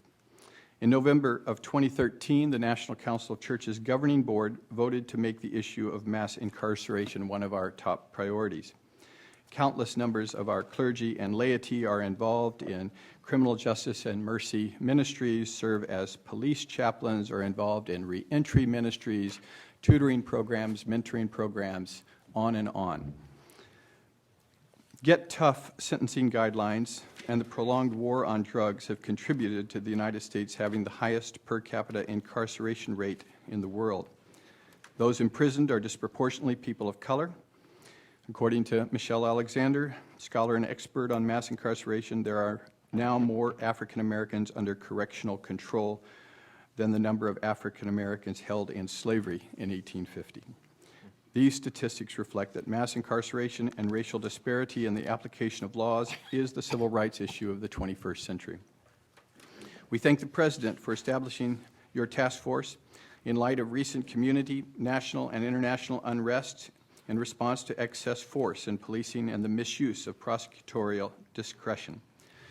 Over-criminalization and militarization of local police departments has created a great chasm between the police and the communities they have pledged to serve and protect. As people of faith, we're not only concerned about these issues, but we are intimately connected to them. Persons affiliated with the National Council of Churches through our member communions, as I said, serve as prison and police chaplains. They are police and persons serving time. They are returning citizens and family members. They are victims and perpetrators. They are pastors and community leaders. In the past several months of civil unrest, our faith leaders have been at the forefront of peaceful protest actions and providing pastoral care for the community, including the police. One of the primary objectives of your task force is to look at ways of building trust and fostering collaborative relationships between local law enforcement and the communities they protect. We acknowledge these are admirable goals, but the United States justice system is one of the most punitive in the world. A justice system predicated on punishment and retribution, rather than rehabilitation and restitution, destroys communities and families and makes reconciliation and healing almost impossible. A policing structure that sees the community in which it serves as a people to be controlled is destined to create the very system of distrust that the task force is seeking to address. The task force is not addressing a major flaw in the criminal justice system that perpetuates the division between one who has been incarcerated and the rest of society. The current criminal justice system makes any criminal conviction an effective life sentence that impacts the individual, family, and the community. The returning citizen is denied access to the right to vote, to social service resources such as public housing, and is barred from many jobs, even after serving their time. This life sentence impacts the whole family, resulting in a kind of generation-to-generation curse. We acknowledge the limitations. However, inspired by the prophet Isaiah, we join together with all stakeholders to work on the issues and serve as repairers of the breach and offer the following recommendations to you. We believe that there needs to be an overhaul of the justice system such that the end goal is not primarily punishment, but rather reconciliation and restoring balance. A justice system should address disruptions in the balance of society. Response to disruptions should be commensurate with the harm caused. We believe that there needs to be incorporation of conflict transformation training as part of police training and a standard alternative or additional option for addressing offenses and criminal infractions. Police departments and officers need to be rewarded for effective community policing strategies rather than having arrest and ticketing quotas. The inherent racial disparity in our criminal justice system must be addressed. We encourage mandatory training and continuing updates for all law enforcement on issues of cultural sensitivity, interaction with the mentally ill, and responding to sexual assaults. We encourage the creation of a database for reporting police shootings, excessive force, and death in custody, including demographics and profile, and that this report be made available to the public excluding names, and we're happy that the Death in Custody Reporting Act has recently been passed by Congress and signed by the President. Incentives should be provided for police departments that are culturally and ethnically diverse and also include a cross-section of faith traditions. We believe in the promotion of basic practices of transparency. In cases where there is a police shooting and criminal charges are possible, the case should not be handled by the local prosecutor. A special prosecutor should be appointed, or a community panel of representative stakeholders should review the case. We support the implementation of nationwide mandatory use of body cameras and providing of federal funding for communities that cannot afford them. Police officers who do not wear their badges must provide business cards with name and badge numbers and face disciplinary action if they fail to provide such information. I think it's important to address the militarization of our police departments. The 1033 program should be revised to include more specific ways the equipment can and cannot be used. Military equipment should not be used against local communities exercising constitutional rights to protest. We support requiring police departments to provide a report on how and why equipment was used and include a criteria in which the equipment can be confiscated. We believe that the problem of over-criminalization and the indiscriminate application of laws implemented by local police departments and the impact it has on communities and families should be addressed. When one's time has been served for infractions against society, he or she should be fully reintegrated into society. Voting rights should be restored. Returning citizens should be given access to social service resources that will help them acclimate to a life outside of prison and enhance the chance of success. In 30 closing, seconds. I leave you with the words of Dr. King. We are now faced with the fact that tomorrow is today. We are confronted with the fierce urgency of now. There is an invisible book of life that faithfully records our vigilance or our neglect. We still have a choice today, nonviolent coexistence or violent co-annihilation. This may well be humankind's last chance to choose between chaos and community. I pray that we choose community. Thank you. Thank you very much, sir. Next, we have Mr. Jim St. Germain, founder of Preparing Leaders for Tomorrow. Good morning, and thank you all for being here, and thank you for inviting me to such an important conversation that we need to have. And you know, specifically want to thank Mr. Stevenson for a lot of the work that he has been doing, and on behalf of every at-risk youth and marginalized and poor young people around the nation, I want to thank you personally from my heart. You know, and I also want to thank the other panelists, Mr. Jim Winkler and Ms. Carmen Perez. And I also vowed to not take so many time since I'm already arrived late. And and also a lot of the things that Mr. Winkler mentioned, I would just try to not rub it in too much. You know, I grew up in Crown Heights, Brooklyn, and you know, I grew up in a pretty rough environment, and you know, dealing with police officers, it was a daily routine for us where I grew up. And I remember when I was about 9 years old, I actually wanted to be a police officer. I think it was in me that my commitment and some of the things I wanted to achieve, I wanted to do it through public service. And I felt like a police officer would allow me to do so. And when I was approximately, I think, about 16 or 17, there was a case in New York City where a young man who was coming from his bachelor's party, his name is Sean Bell, who was his car was, you know, about 3 to 4 police officers crashed into him, and there were about maybe 30 to approximately 40 bullets that were shot at his car. And most of his friends got injured, and Sean Bell, unfortunately, died. And I remember paying attention to this case and realizing that some of the officers who carelessly, unjustifiably murdered this man were acquitted. And that day on really kind of changed my mind as far as me becoming a police officer. And also the community I grew up in, there was such a deep level of distrust for law enforcement where you couldn't tell someone that you wanted to be a police officer. So those were the two main things that I had to deal with. With that being said, I've also had encounters with really amazing police officers in my life. I remember there were times where I was in the streets doing some of the things that I was supposed to be doing. And I remember this one particular officer from Long Island who used to always come around the way and talk to me. And I remember one time he actually handed me a Bible. And he said to me, Jim, you know, I want you to stay off the streets and I want you to go to church. So I do understand that there are many, many great cops out there patrolling our streets, saving lives, and protecting our most vulnerable citizens, and we need them. And a very close friend of mine, who's also here, Edwin Raymond, has been a police officer for about 7 years now. And a mentor of mine, Oliver Poofolks, has also been a police officer with the NYPD for about 25 years now. And I get a chance to interact with both groups, the community and law enforcement official on a regular basis.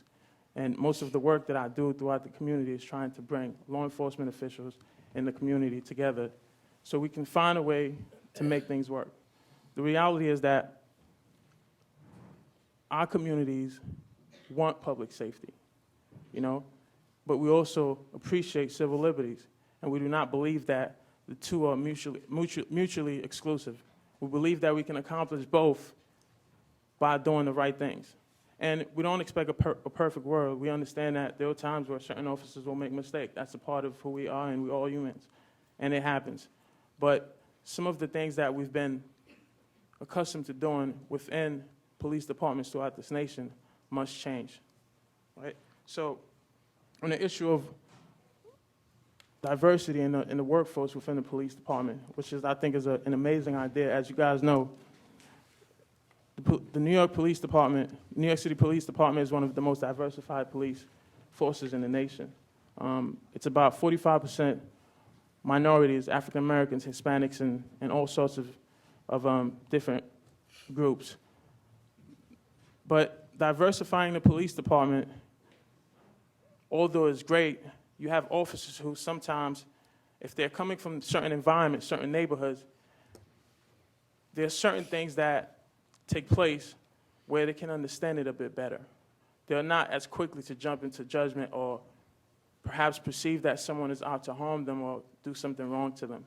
However, diversifying our police departments is just not enough. What happened is you have black officers, Hispanic officers, who are as susceptible to the system that we have that police officers must follow. For example, in New York City, officers have to go out in the streets on a regular basis and meet these quotas, right? So it's not about preventing crime or making an arrest when we need to make an arrest. It's mainly about how many quotas or how many arrests and summonses can you bring in this month. And unfortunately, what the police department does is incentivize bad arrests. You have officers going out in the streets who are from certain neighborhood, and they don't understand what's really going on in the communities that they're patrolling, and they don't understand institutional racism, injustice, and so many things that were built within the system that causes some of the actions that take place in our communities. They didn't grow up around that. They weren't, many of them, it wasn't part of the curriculum that they grew up with that people were teaching them that, look, this is a nation that has done a lot of wrong things, and there's a group of people that, who's still paying for those things, and there's certain things that take place in these communities where you need to understand them so you won't take innocuous behaviors as harmful. And one of the things that's currently taking place in New York City now is there was a course that's being taught by John Jay College. It's called a critical race theory. And what it does is it basically teaches many police officers on how to view and act within the communities that they're patrolling and working in. Unfortunately, there are very few officers who has taken this class. It's not an obligation. They don't have to take it. Those who are taking it are the ones who wants to further their education. And that's one of the things that, we would recommend for not just officers throughout New York City, but all over the nation, is to get some trainings and background information on the history of this nation and institutional racism and injustice that's built within a system that automatically incentivizes a police officer to view a young black male as a criminal before a person in itself. So again, it's not going to be an easy task. Police officers' safeties and their well-being also means a lot to our communities. And one of the myths is that certain communities protect criminals more than they actually protect those who are doing the right things, which is not true at all. In society, you always have those who will seek to take advantage of whatever bad situations that's occurring or taking place. But for most part, most of the people in low-income communities where I come from, they want public safety. They want to do the right thing.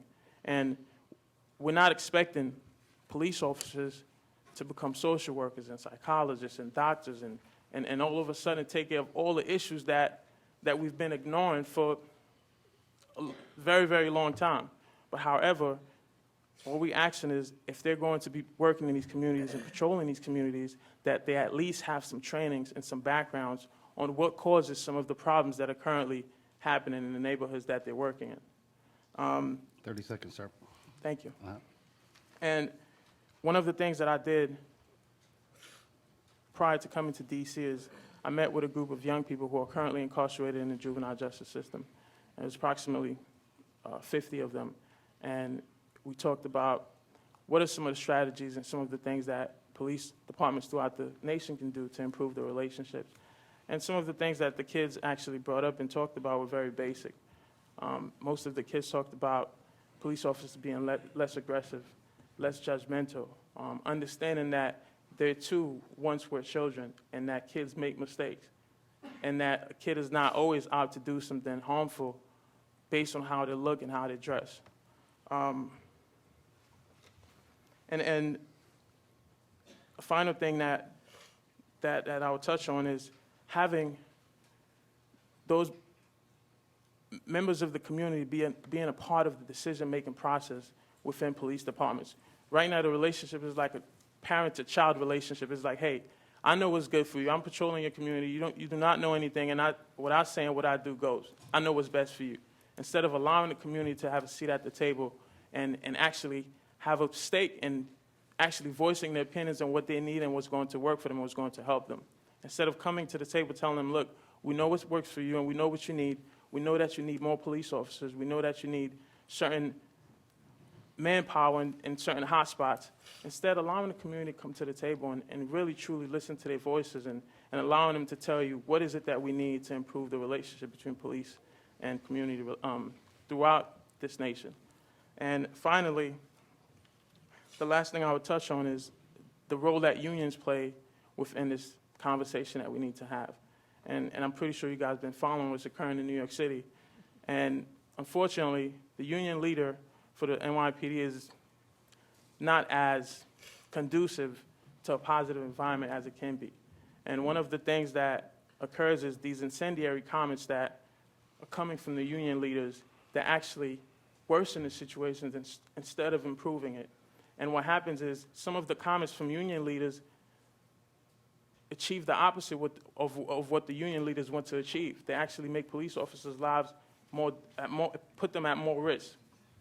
So I think it would be great for unions to understand that, right? Our job is to protect our members, but our job is to also serve the public, and their voice matter. And certain things that they feel, if they feel like certain things is occurring a way that is not supposed to, we should also take heed to that and listen to them.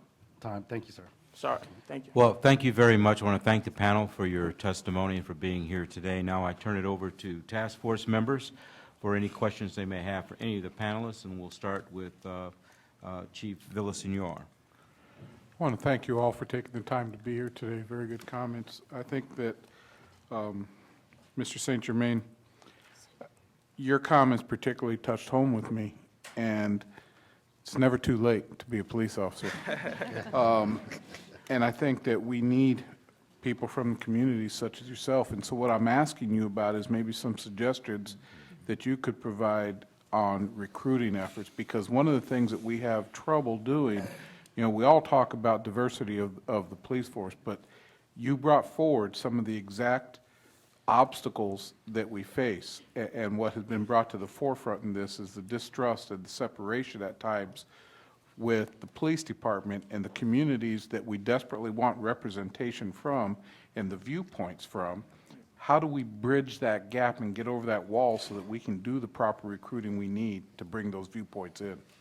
Well, thank you very much, first of all. And, I do still think about becoming a police officer sometime. Tucson's hiring. But, it's a great question. I think, first of all, it's not going to happen overnight. It's going to take some time. And I think a part of it is to truly make a genuine effort extending our hands to the community and allowing them to, again, voice their opinion and letting them know that it needs to be a partnership. We need them. And we need them at the table, and their voices matter. And we take what they have to say and how they view things and how they think things should be done in the community. We take them seriously. I think just like everything else you do in life is that you have to basically give the community members or some people from the communities a reason to want to become police officers.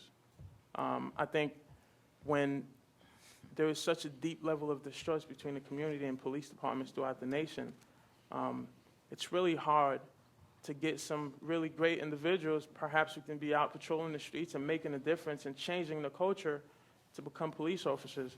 And I think we have to extend our hands to them by engaging in some of the things that the community is already a part of, by doing some outreach work, and not just, posting things in the subway or on the buses and online, but actually going to the community and having regular conversation with folks. We have more in common than we think. And I think sometimes, again, police officers have really tough jobs. It's not an easy job at all to patrol these streets. But again, if we can just show the community that we understand them, we listen to them, we care about them, we're there for them, I think that will change the mindset of the community. And more kids and young people coming from these communities will want to become police officers. Because it is an honorable job. There's no doubt about that. You get to save our society's most vulnerable people. But once again, we just have to reach out to them and connect with them and show them that, look, whether I'm white, black, yellow, green, we all feel the same. We have feelings, and we need to understand each other. And I think that's where the conversation needs to start. Then we can get to the phase where we recruit more community members to become police officers. Thank you. Can I add to that? Yes. Yes. So in the community that I grew up in, Southern California, Oxnard, we had what was called the Police Activities League. And a lot of the officers that were in our communities would actually volunteer and coach at the police activities leagues. And that became our alternative from violence, from gangs, and things like that. And that allowed for police officers to really build and provide a space to build trusting relationships. And so no longer was that, such and such over there, but it was, Coach Flores, or it was Coach Brown, and things like that. And so for me, I grew up as an alternative to gangs and violence. In my community, I grew up playing basketball. And so I create programs for young people that are detained, as well as detention alternatives, where we place them in environments that are going to allow them to thrive and be outside of their community. So looking at it through a holistic approach. But certainly I know for us in our community, just simplifying things, right? Because we could get into like our work and what we do, but just going back to Jim, he reminded me of a lot of the things that did work in my community, and that was the fact that there were police officers that truly cared, that would come after, and they wouldn't show up in their uniform. It didn't create this this sense of us versus them, but it really created a sense of all of us. Thank you. Thank you. Tracy Mears is next, followed by Sue Rohr. Hi, thank you so much for your heartfelt and compelling comments. I just wanted to first point out, before I ask you, Ms. Perez, a question, that it was really gratifying for me to hear how much the comments of Mr. Winkler and Mr. St. Germain and their ideas were really congenial to the ideas and theory offered about procedural justice in the first panel. Mr. Winkler, you didn't specifically use those words. You used reconciliation and restoration, but it's pretty much, I think, this idea of reform is consistent, so I think that's good. So here's my question. In your written testimony, you mentioned two things. Decentralization is an important key to repairing trust between individuals, and then you have an idea about the federal mandate for system-wide accountability for juvenile and criminal justice systems. I was particularly curious about decentralization, given that the first panel was making comments, I think, in the opposite direction. The idea that we might need to look to more centralization, uniform ideas for standards for policing. So if you could say a little bit about what you mean by decentralization in your recommendation, that would be helpful. And if we have time, the federal mandate on what that is. Thank you. Definitely. I think decentralization in the sense of having community policing, right? And so very similar to the Police Activities League, not necessarily having this one institution oversee everything, but really I was in the probation department. I was recruited into probation because of my the programming that I created in the community. And a lot of what we did is I was able to become that community liaison, right? And so oftentimes when I think about decentralization, I feel oftentimes police officers or probation officers aren't equipped with the community resources. They don't know what's accessible or available to them. And so that leads into my federal mandate on system accountability, which I've, talked to Brian about. He was part of our 3-day conference called Growing Up Lockdown in New York. And one of the things that I really do see is I was a part of a system that was held accountable. And it was the way in which we were hired. So not everybody came from law enforcement. Our training, we had to do the strength-based approach. We had to do different types of trainings that I felt equipped me to be the best probation officer that I could be. And so I feel, why is there a system that's working in one community, yet the neighboring county is the complete opposite, which is punitive, right? It's not held on restorative justice practices. It's not necessarily looking at doing victim offender dialogues. It's not necessarily looking at doing gender responsive programming for young women, understanding that women need to be served differently than men, as well as redirecting some of the money that comes into law enforcement back into the community. And so it's a whole other conversation. It's a dream of mine. I know that with many people here in this room, we could achieve that, but I would love to, have more of an offline conversation. But definitely looking at how we could reduce racial disparities within a system on a front level. I'll just tell you a quick story and then I'll end. But when I was a probation officer, we used to use the risk assessment. And that is an objective tool to not hold young people into the system. And I know that New York tries to use it, but as an intake officer, a young person is screened, then a probation officer, then it's done when they go into court. So people are screened immediately so that you could eliminate them from actually being put into a detention center. My first position within probation was an intake officer, and then I did gender responsive programming as holding an all-female gang caseload.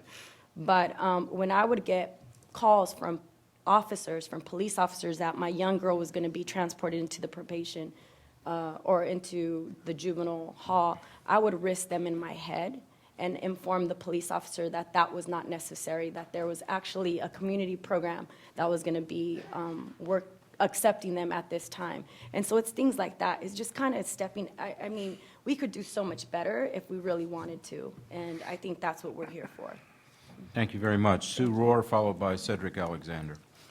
Okay, I'll start with Ms. Perez first.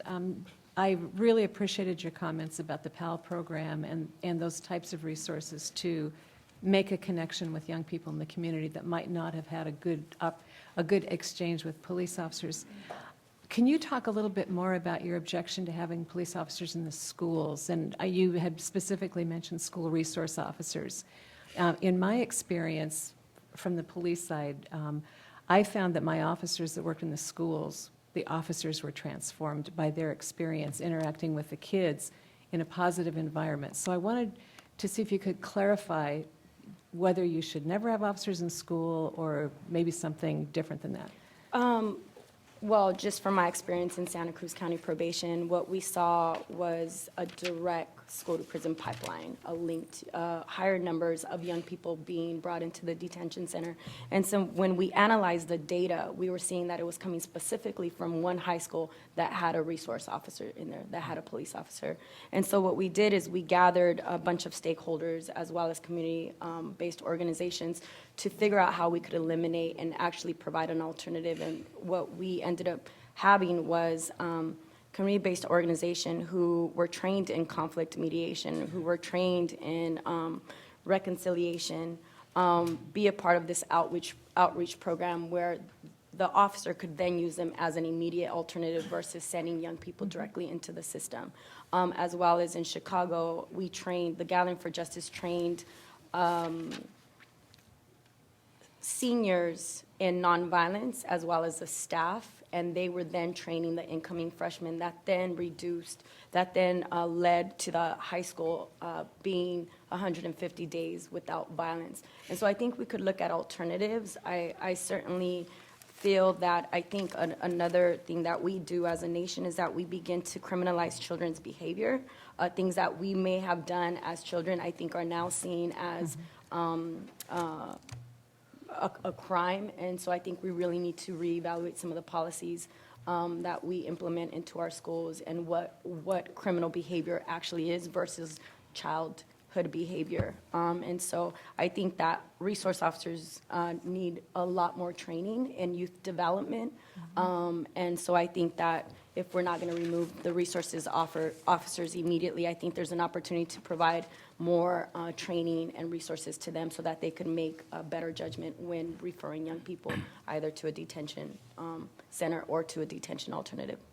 Thank you. Oh, go ahead. I was just going to ask Mr. St. Germain for his views on that. And you were talking about, recruiting folks and having that interaction. So I'd be curious on your views about school resource officers. Similar to Ms. Perez, the school to prison pipeline, it's an issue for me.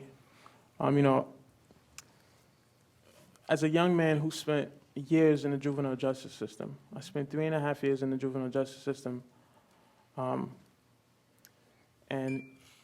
currently work with young people who are incarcerated. It's my life passion, it's my purpose, is what I'm going to do for the rest of my life.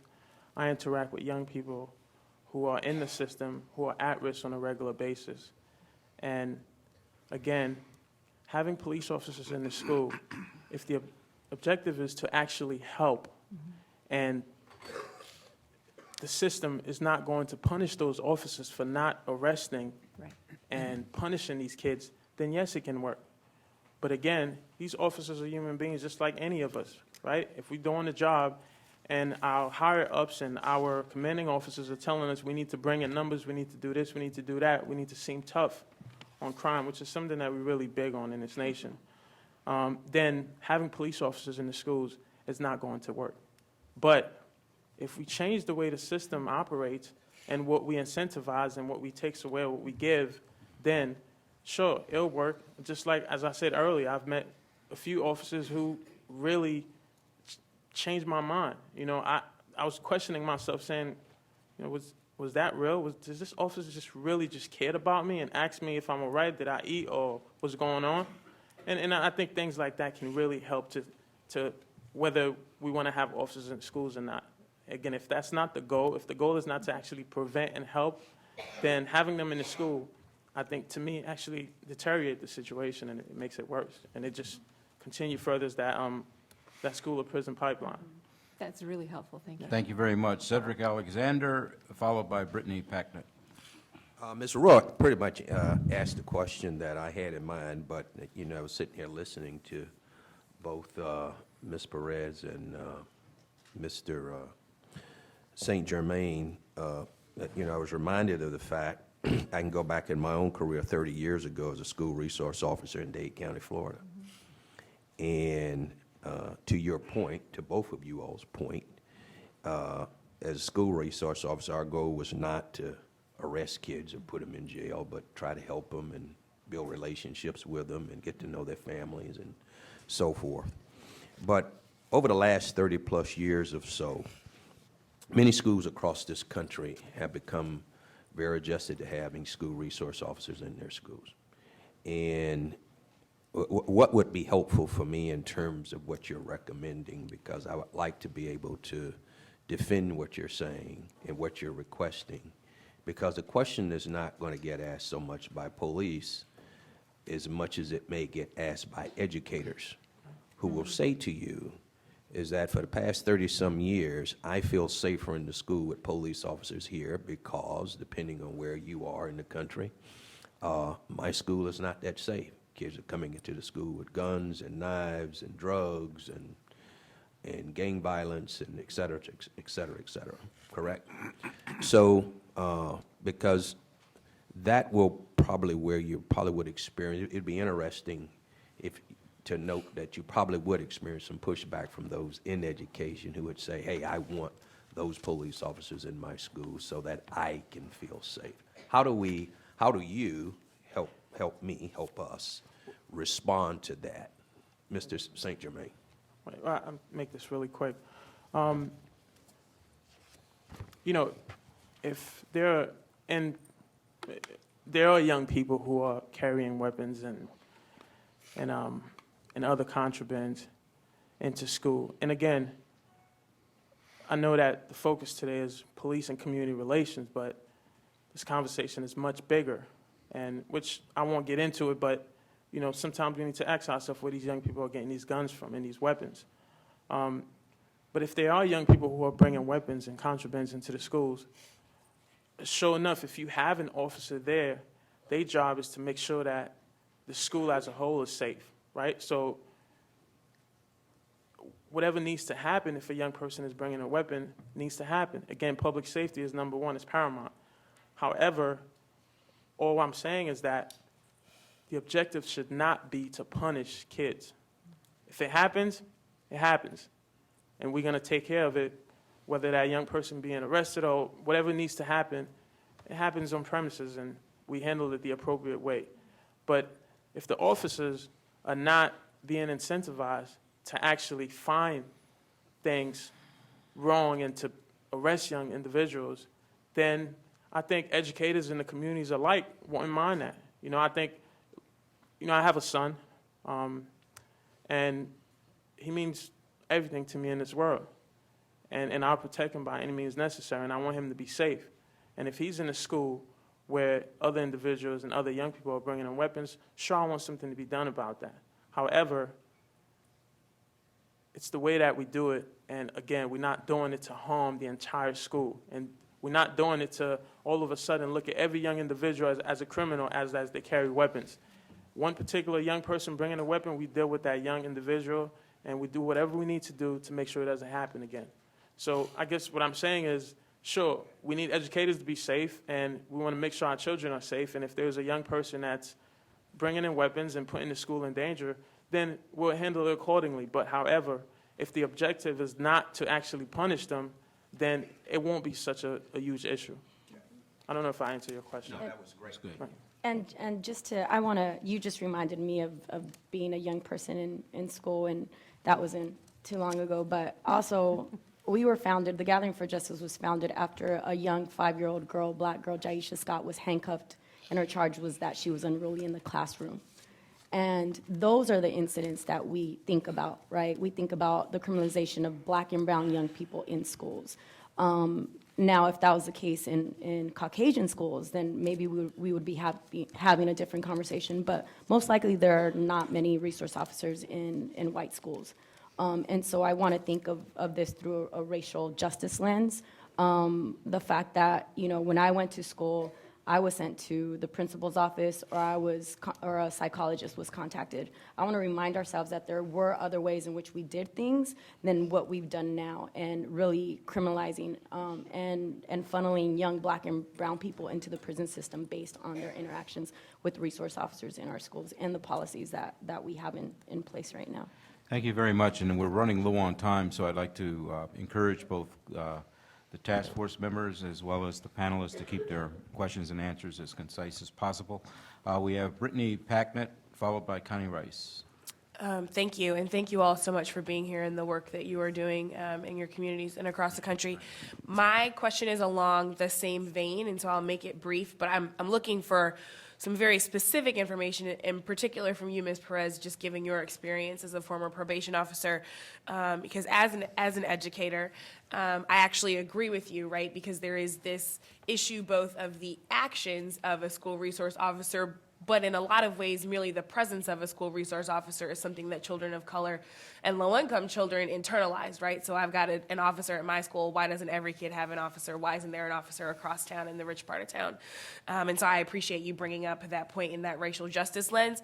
So then if that is a potential solution, then what is the kind of alternative training that you provide educators to be able to do the kind of risk assessment, et cetera, that you did as an officer, to ensure that the presence of an officer might not be needed, but we can help support those students who might be making some of the wrong choices? I certainly feel that there needs to be more, I think, trainings also provided to educators.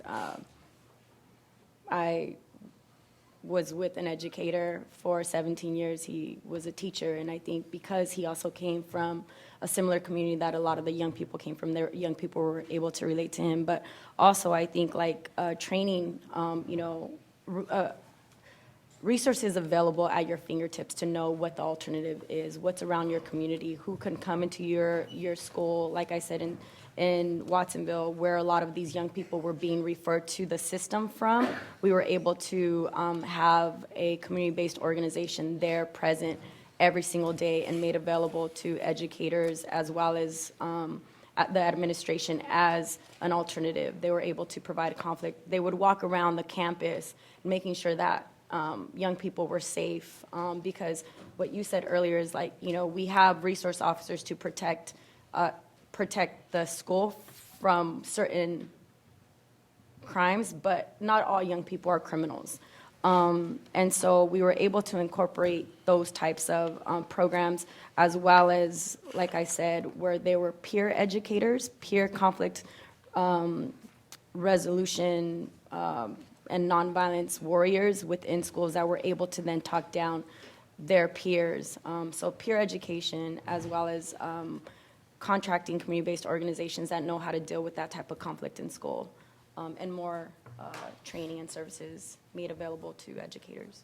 Thank you. Thank you. Connie Rice, followed by Sean Smoot. First of all, thank you, all three of you. Very moving and salient testimony. Real quick, you've given us a lot of suggestions. Could you prioritize them for me? I mean, everything from training resources, cops who are fluent in the community being there, race studies, critical race studies. You've given us a real range of, could you, just the top two, each of you, if we had to limit it?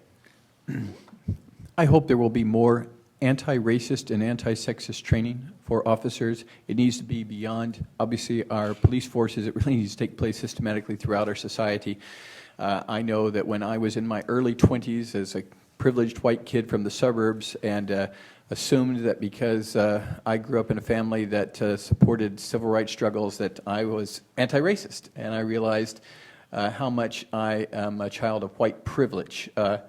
That ongoing kind of training is incredibly, changes worldviews and is incredibly important for all of us. And so I hope that that can become systematic throughout our police forces. Okay, thank you. Just real quick, a reevaluation of their current training, as well as the implementation of new trainings that are being recommended by those here as well as in the community. And just on the system end, I would think system accountability. I would say to incentivize quality police work, not just how many people you arrest and how many perks you bring in. I think for me that would be number one. And number two would be, again, teaching some of police officers, many of them who are in the streets doing the work, the history of this nation and what causes some of the things that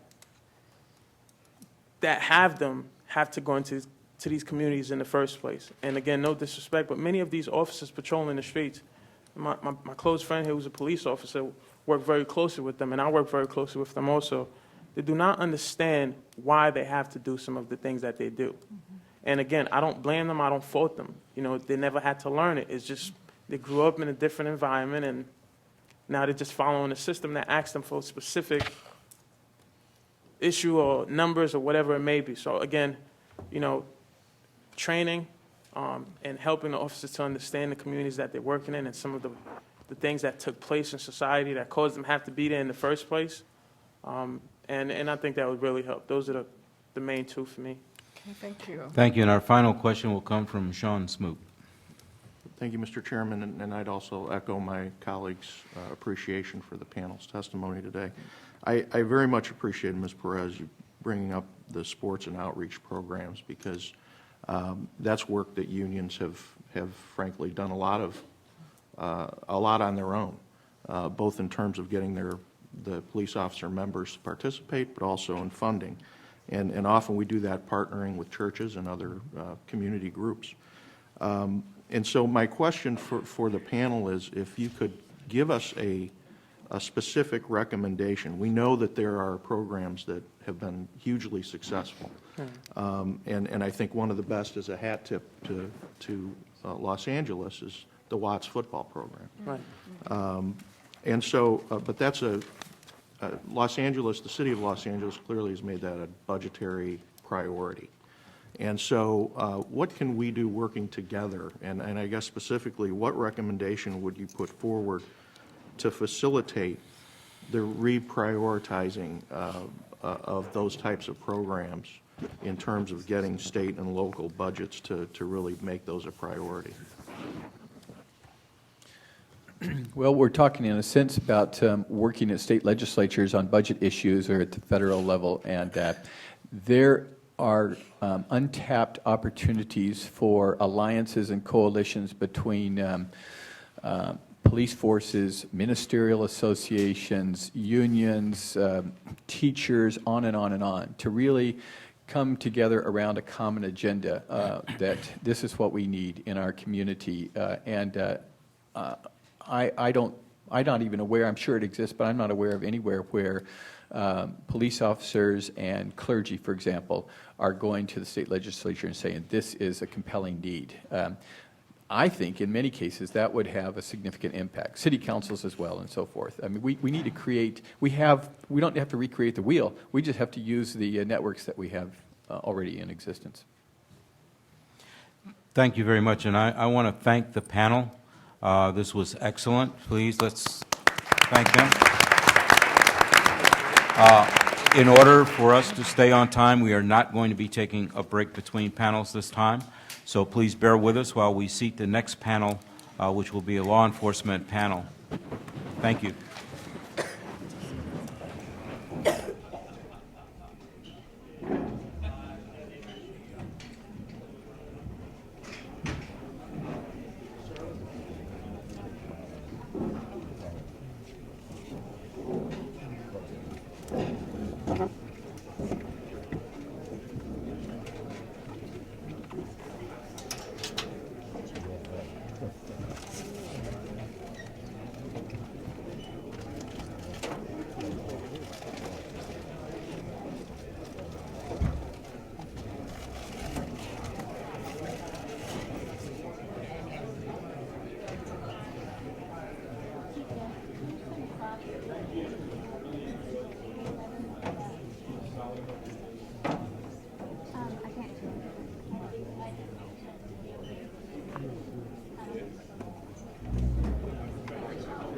It's fine, but I can't change it until I turn it back around.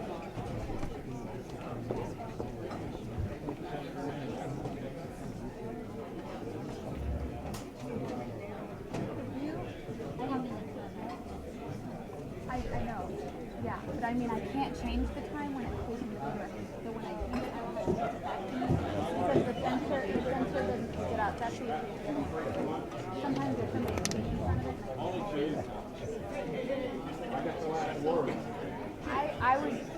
I think that Jason put it.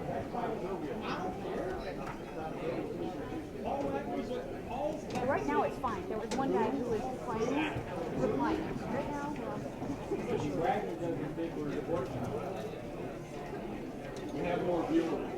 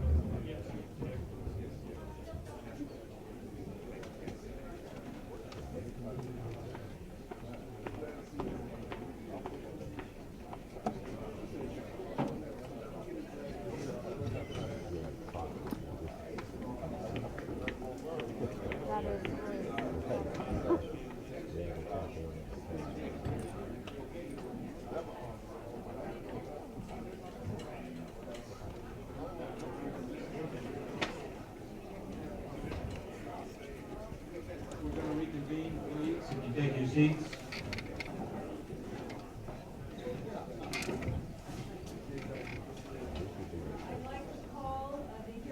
To order, and we now have our law enforcement panel, and I'm glad to welcome all of our witnesses here this morning.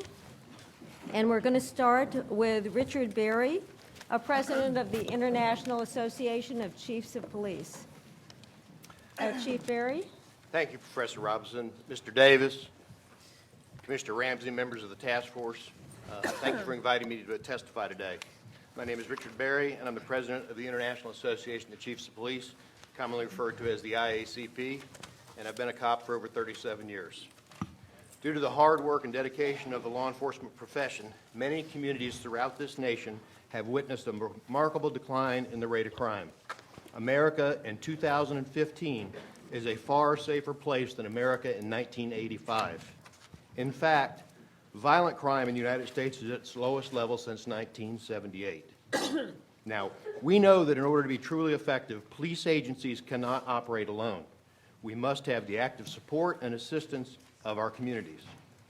Unfortunately, resource shortages have made consistent, sustained community policing efforts difficult or impossible in many agencies. Police departments continue to take on more responsibilities with less manpower and funding. We're not just responding to crime, violence, and disruption, but also to homeland security concerns, cybercrime, human trafficking, and an exponential increase of non-criminal crisis calls like responding to mental health issues and drug overdoses. These responsibilities take time and resources away from patrols and community policing duties. The more we are tasked with, the harder it is to enhance and sustain strong community police relations. Therefore, it is incumbent upon all of us to work together to identify solutions and approaches that can be implemented not just by the law enforcement community, but by the criminal justice system and the nation as a whole. To that end, the IACP has taken action, including holding a national policy summit on community police relations. Representatives from the NAACP, the ACLU, the Leadership of Conference on Civil Rights, Lawyers Committee on Civil Rights, as well as various representatives of local civil rights community groups, joined us at the IACP to sit down and look at how together we can begin to mold a culture of trust and inclusion and improve relations. I am pleased to announce that the IACP is releasing a report, a copy of that summit report today, and it will be available, and I do have some extra copies. I hope that you will use it as a blueprint. I think there's been a great deal of work towards what I've heard so far today. Now, there are three overarching conceptual elements of strong community police relations that were defined during that summit, and that is communication, partnership, and trust. Now, unfortunately, my allotted time will not permit me to go into all those identified strategies, but you have the report, and I hope you will use it. We know that this presidential task force was assembled to help find a solution to building sustainable community police relations, but the movement forward cannot stop there. This is not just a community policing issue. That is why, for more than 20 years, the IACP has called for a national policy commission on the entire criminal justice system so we can make across-the-board improvements. And I've heard loud and clear all the previous presenters. My only question is, where you been? We've been calling for it for a long time. Now, to be successful in your mission as panel members, you need truth and facts, not myths, lies, and innuendo. So let's start with some transparency. The truth is, the vast majority of contact law enforcement has with citizens is nonviolent and non-controversial. To put things into perspective, the average number of arrests per year are about 12.5 million, which equates to over 34,000 a day, and these are arrests ranging from abuse of children to serial killers. Of the millions of arrests made each year, this doesn't include citizen contacts, these are arrests. Fatal encounters with law enforcement in arrest situations occur at a rate far below 0.0005%. Now, while any death or injury is, of course, very regrettable, these incidents are rare, especially when you consider that many of the individuals arrested are under the influence of drugs and alcohol, have anger management issues, suffer from mental illness, or simply choose to be combative. At the same time, we must remember that the threats faced by police are real. Each year, there are more than 50,000 assaults on law enforcement officers, which result in more than 14,000 officers being injured. This past year, 126 officers were killed in the line of duty, including 59 that were murdered by gunfire or assault. This is higher than U.S. combat casualties in Afghanistan. This simply cannot be tolerated. The current smear campaigns aimed at law enforcement are unnecessarily placing our officers' lives in jeopardy while they perform the already dangerous task of reducing crime and violence in our communities. I grew up in high school in the 70s. The current public climate is reminiscent of the 1970s as our troops were withdrawing from Vietnam. The brave men and women who served honorably were villainized for wearing the uniform of this country and upholding the oath that they took. The treatment of our veterans then was wrong, just like the current treatment of our brave law enforcement officers is wrong now.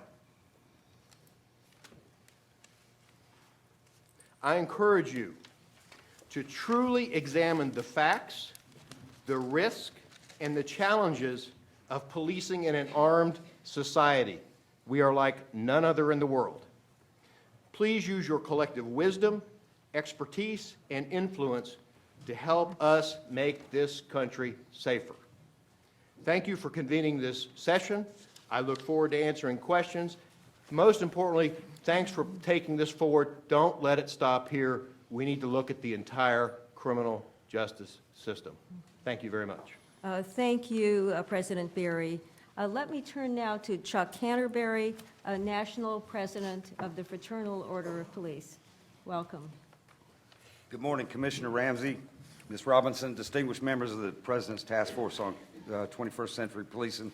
Thank you for allowing us to be here today to share with you the perspective of rank and file officers who serve in harm's way each and every day in the streets of our communities.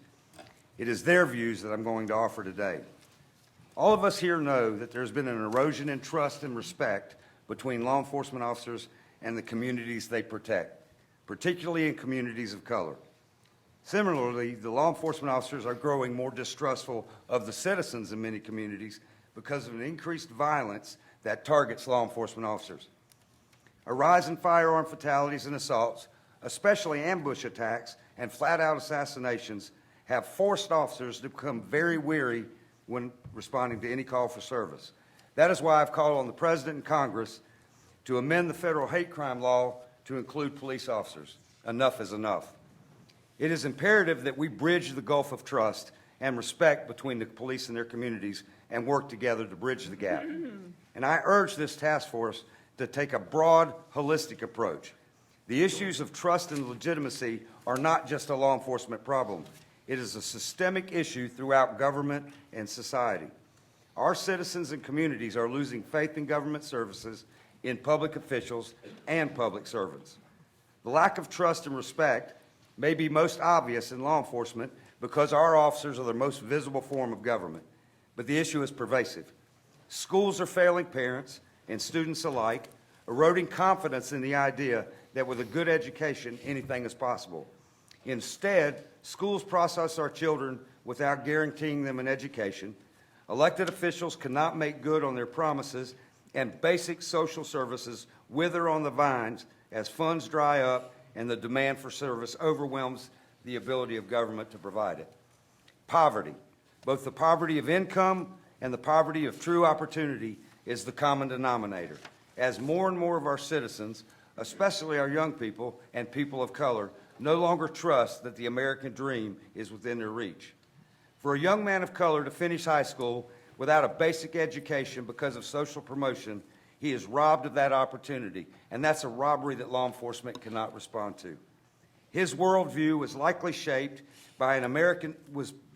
not shaped by an American civics class, but by social media, saturated with a subculture that celebrates anger towards authority, disrespect for women, and willingness to use force to ensure that they are not disrespected, especially in front of their peers. which often triggers a swift escalation of even the most routine police encounter or any other authoritative figures. I don't need to remind anyone here that these problems have been building for generations, and a 3-month study is not going to provide all the solutions. This endeavor will have to be permanent work in progress, and we need to commit ourselves to it. The FOP wants to be part of a changing culture of policing, but we as a society and a nation also have a responsibility to make changes. We must first reject any notion that the law enforcement culture is intrinsically racist. It is wrong to think that a criminal, because of the color of his skin, is a criminal, but it's equally wrong to think a man is racist because of the color of his uniform. Enough is enough.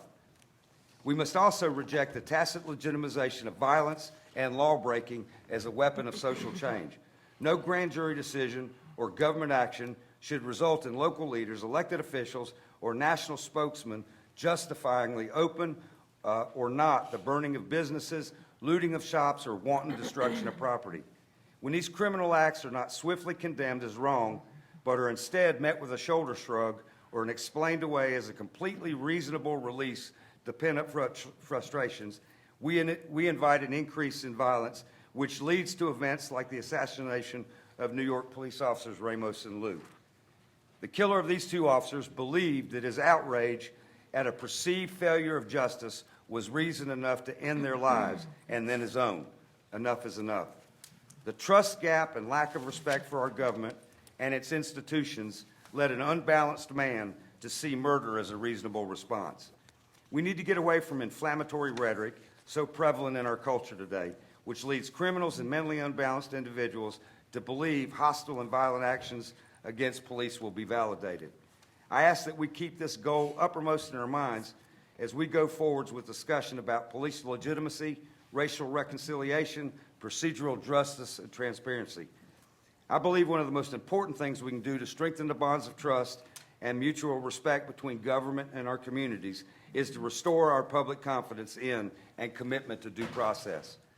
Law enforcement officers acknowledge that individual officers will have their actions scrutinized. We welcome that. Sadly, the media and public figures often engage in a rush to judgment and make statements about an event without all the relevant facts. This will sometimes inflame public passions and exacerbate the community situation, especially in cases where the initial opinions often turned out to be mistaken. This undermines trust and does damage to the concept of due process. It is critical to demonstrate our faith in and commitment to due process. It must not be affected by negative media coverage, threats of criminal activity, mass violence, or any other retribution by the public. Law enforcement officers as public employees have the right to due process as anyone else in our nation does. We need to make that clear, especially if law enforcement managers persist in efforts to create a database of decertified officers. The FOP has opposed this effort in the past and must continue to do so unless due process laws for all police officers are uniform throughout the nation. Perhaps this effort will bolster our later efforts to improve the process for police officers. Again, thank you for allowing us to be here today. Our written testimony will be submitted, and we stand for any questions. Thank you. Thank you, sir. Our next witness is Richard Stanek, a past president of Major County Sheriff's Association and a member of the Executive Committee and Sergeant-at-Arms for the National Sheriff's Association. Welcome. Well, thank you, Ms. Robinson, Commissioner Ramsey, and task force members. Good morning. My name is Rich Stanek. I'm the sheriff in Hennepin County, Minnesota. Just beginning my 32nd year of policing, 24 years with Minneapolis Police, and 8 years currently as a sheriff of Hennepin County. It's my distinct honor to be here on behalf of these 2 organizations, the National Sheriff's Association and the Major County Sheriff's Association. I want to thank you for holding this listening session. As there's no currently serving sheriff on the task force, we feel that today's forum plays a critical role in providing the public with the insights, the experiences, and the perspectives from our nation's sheriffs. Sheriffs are unique in a number of ways. First, we're the only democratically elected law enforcement leaders in the country, with each sheriff serving as the chief law enforcement officer of their respective county or parish. As a result, the Office of Sheriff is the law enforcement agency most directly accountable to the public they serve.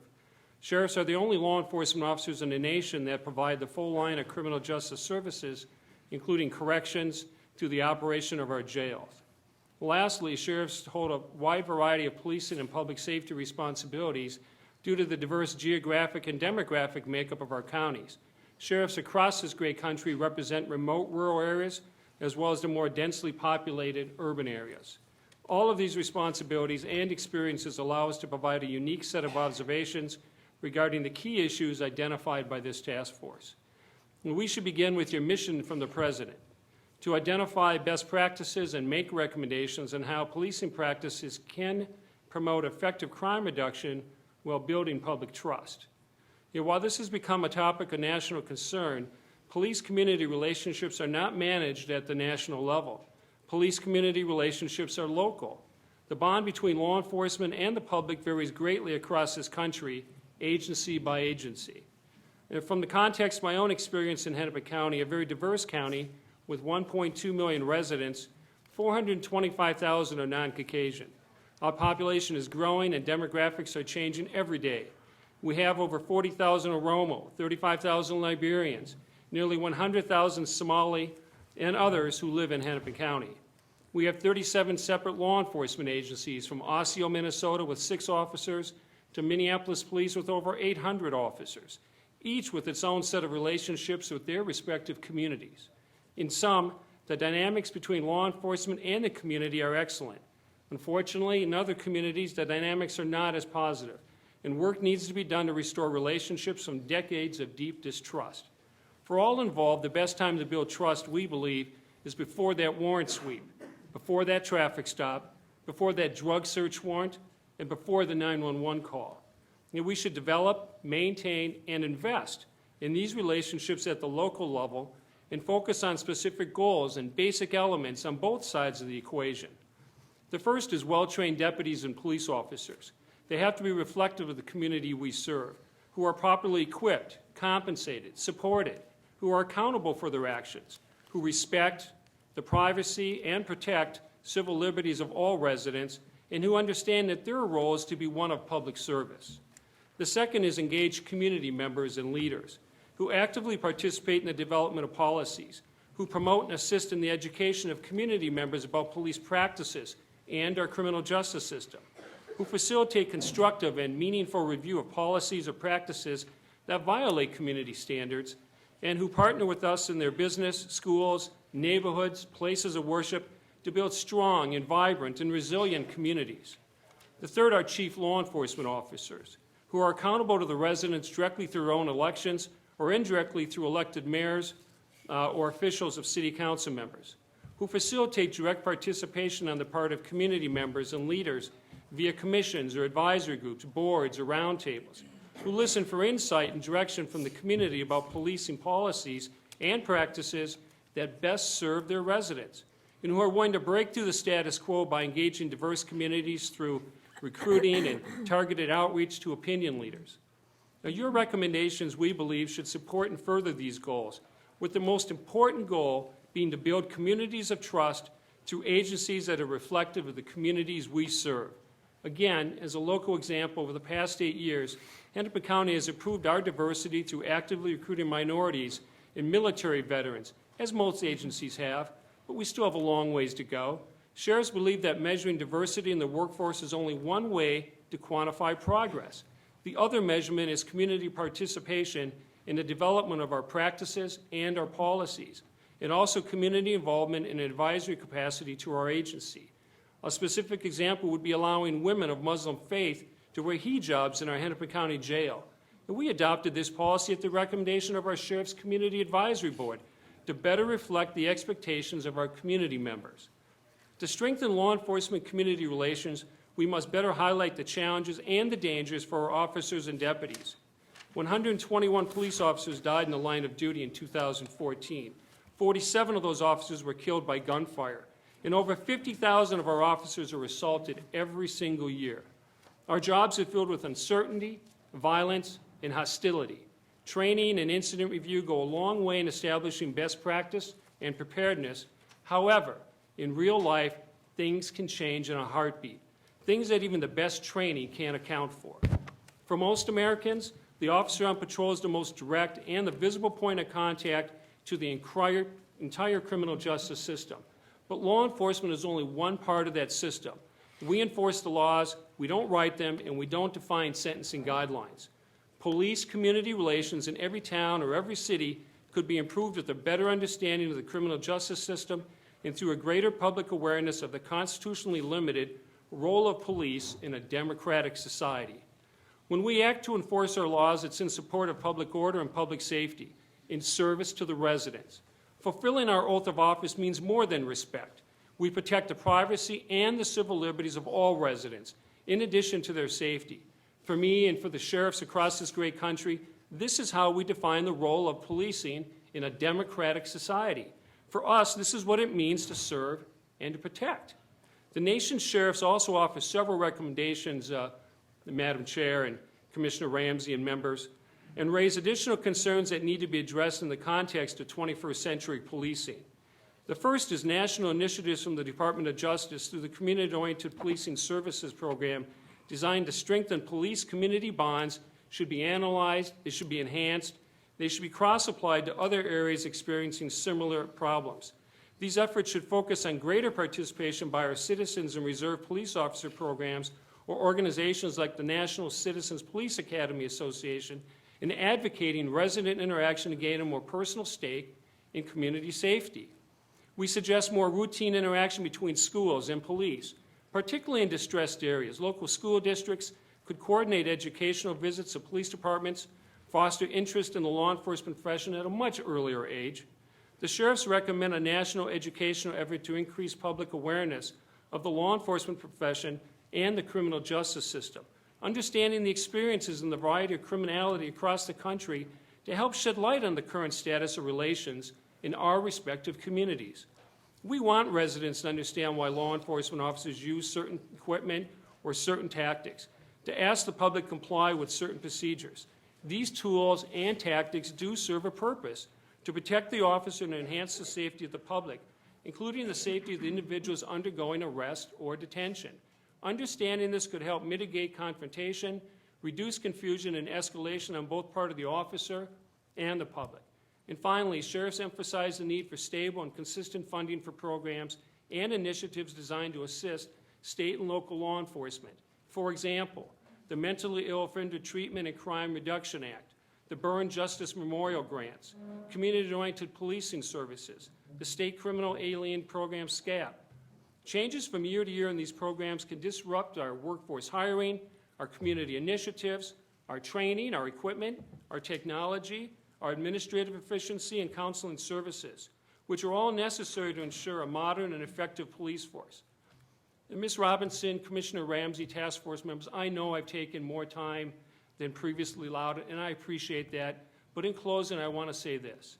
Sheriffs are essential partners in any effort to increase the trust and the confidence of the American people in our criminal justice system. Our sheriffs hope that forums like this will lead to open discussions between law enforcement leaders, community members, opinion leaders, including policymakers right here in Washington, D.C. I want to thank you for the opportunity to testify today, and I, like my colleagues here on the panel, welcome your questions. Thank you. Thank you, Sheriff Stanek. Our final witness on this panel is Andrew Peralta. He's National President of the National Latino Peace Officers Association. Sir? Hi, thank you. My name is Andrew Peralta. I'm also a lieutenant with the Las Vegas Metropolitan Police Department. And I'm sure you know we're no stranger to the process with the Department of Justice and the COPS office. So I've actually had the privilege of being involved in a lot of that change, so thank you. I'm also the national president with the National Latino Peace Officers Association, founded in 1974. And I want to point out that we believe the vast majority of cops that hire on today are hired on for good reason, good intentions, want to do good things in the community. But the reason we exist as a national organization is because of these very issues we're looking at talking about today. They were recognized back in 1972 by two of our founders in California, Vicente Calderon and John Parras. And so they founded this organization to help try and tackle some of these issues in the Hispanic communities back in their day. And I also want to thank you guys for allowing me the opportunity to speak in front of you. I'm going to go ahead and go right into some of the main topics you sent us. Role of police in a democratic society. We believe that the police departments and agencies, we exist because the public wants us to exist. They want us there to help protect them. This relationship must be protected through transparency and mutual trust. Police and the communities they serve need to see each other as partners in the 21st century, not enemies. Police departments must match the demographic of the community. We know there are challenges in the African and Hispanic communities that we serve. We need to change that. We believe in the sanctity of life, and we believe that that needs to be embedded throughout policies and training, with an emphasis in the use of force policies to be progressive and with an emphasis on de-escalation. We believe associations such as ours that have been around for many, many years trying to tackle these issues could be useful, especially with strained budgets and limited resources available to the department. We have our own, and we can help. Hiring a diverse workforce. There must be a commitment from the top of every law enforcement agency to mirror the community at large. We know this is important. It is essential that agencies include incentives to maintaining racially balanced recruitment teams, whether you're hiring or not. Those officers can be useful in representing the local demographics and encouraging those young juveniles to become police officers themselves and be active in the schools, even if we're not actually hiring. And you know, locally, we went 4 years without hiring. We're no stranger to that. But some of those teams can still be used. And there must be a commitment today. Each position hired for us for 20 to 30 years. Time can't wait. Every officer hired locks up another position that is not going to be available till that person retires. So there has to be a commitment today to help change that. In the area of procedural justice, we like citizen review boards. We believe those are important for engaging minority communities so they will feel their voices heard and their concerns are met. Civilians can be an integral part of a police department, help hold us accountable, and help get the message out to the public that we're doing the job right. Transparency during critical incidences is important. Building better media relations up front before an incident has occurred, we believe, is paramount. Inviting them into your special weapons and tactics teams, letting them know how you operate. That transparency, we think, will help minimize confrontation or wrong information or racially dividing information being put out during a critical incident. And of course, sanctions for departments found guilty using race in effecting an arrest, and require all departments to have a written policy against racial profiling. We believe those are very, very important. Racial reconciliation.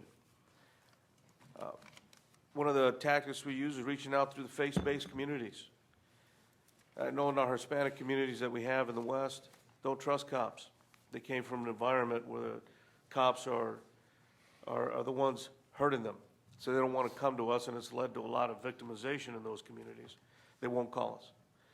But we know they go to church, and we know they trust their pastors and their priests, so on and so forth. So having a series of retreats with the faith-based communities to reach out to that segment that doesn't trust us, to help bridge that gap, we believe are very important. Police must avoid the us-them mentality and reach out to the community to mend old wounds. Lastly, there must be a greater attention placed in how discretion is applied in the community. Officers have a lot of discretion, and that trust and that discretion must be applied in an ethical and fair manner, and this can be accomplished through training. Community engagement and dialogue, citizens academies, whether it be Hispanic, African American, being visible in the community during charitable events, Christmas and otherwise, police minority resource teams that are employed in different large agencies across the United States and ours locally to work with the minority communities so they can see that, hey, we do have officers out there that are like us and that are concerned for our needs. Police minority recruitment teams composed of citizens and officers. This gives the community a hand in supporting its own best interests. Driver safety programs, reaching out to the local minority radio shows, so on and so forth. Improving police and youth relations. Positive interaction, we believe, needs to happen at a younger age. It can't wait. Those individuals in our elementary schools are our citizens tomorrow that are going to be bringing up these same issues if we don't do something now. So we believe early positive contact is essential. Assist with creating youth volunteer programs throughout the United States, working with high school homeless populations, providing food and supplies. We know the youth homeless population is growing. That might be a way to reach out to them as well. Youth leadership academies. And the young adults need to be able to see police as a helpful resource to them, and we believe that's one of the ways. Police leadership development.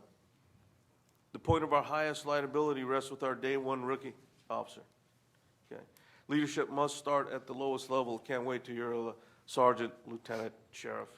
They need that understanding, that leadership up front before they promote, because they're at that point of contact, as we saw in Ferguson, that could be the ignition source to something we don't want to see. So a lot more leadership up front, whether it's in the academy and maybe early requirements in the initial development of a young officer. Training such as fair and impartial policing have been helpful for us in Las Vegas and across the United States. Dr. Lori Friedel is one of those. Her course is excellent. We recommend her. Make this training a requirement prior to promotions for anyone in a leadership position, or at least to be completed with a 1 year promotion. In closing, we believe that minority associations such as ours, NLPOA, HEPCOA, Noble, we've been out there for years. We've been trying to tackle these issues for a long, long time, and we've been waiting for an opportunity like this, so we like to definitely thank you. We will continue to participate in the necessary studies and research provided by the DOJ and this task force. We're here to help. We encourage the government not to let go of the principles of community-oriented policing and to find the monies to bring back or continue the necessary programs and research to keep this going. For those community members watching us today, we are you as cops. As a minority officer, I live in your community. I worry about crime and I worry about residing in a safe neighborhood, same as you. And I wonder how it will be in 15 years for my grandchildren. And, you know, with that said, you know, our commitment will be unwavering when it comes to being an active participant in communities of color. And we're here. We're here to help community-wise, government-wise. Thank you.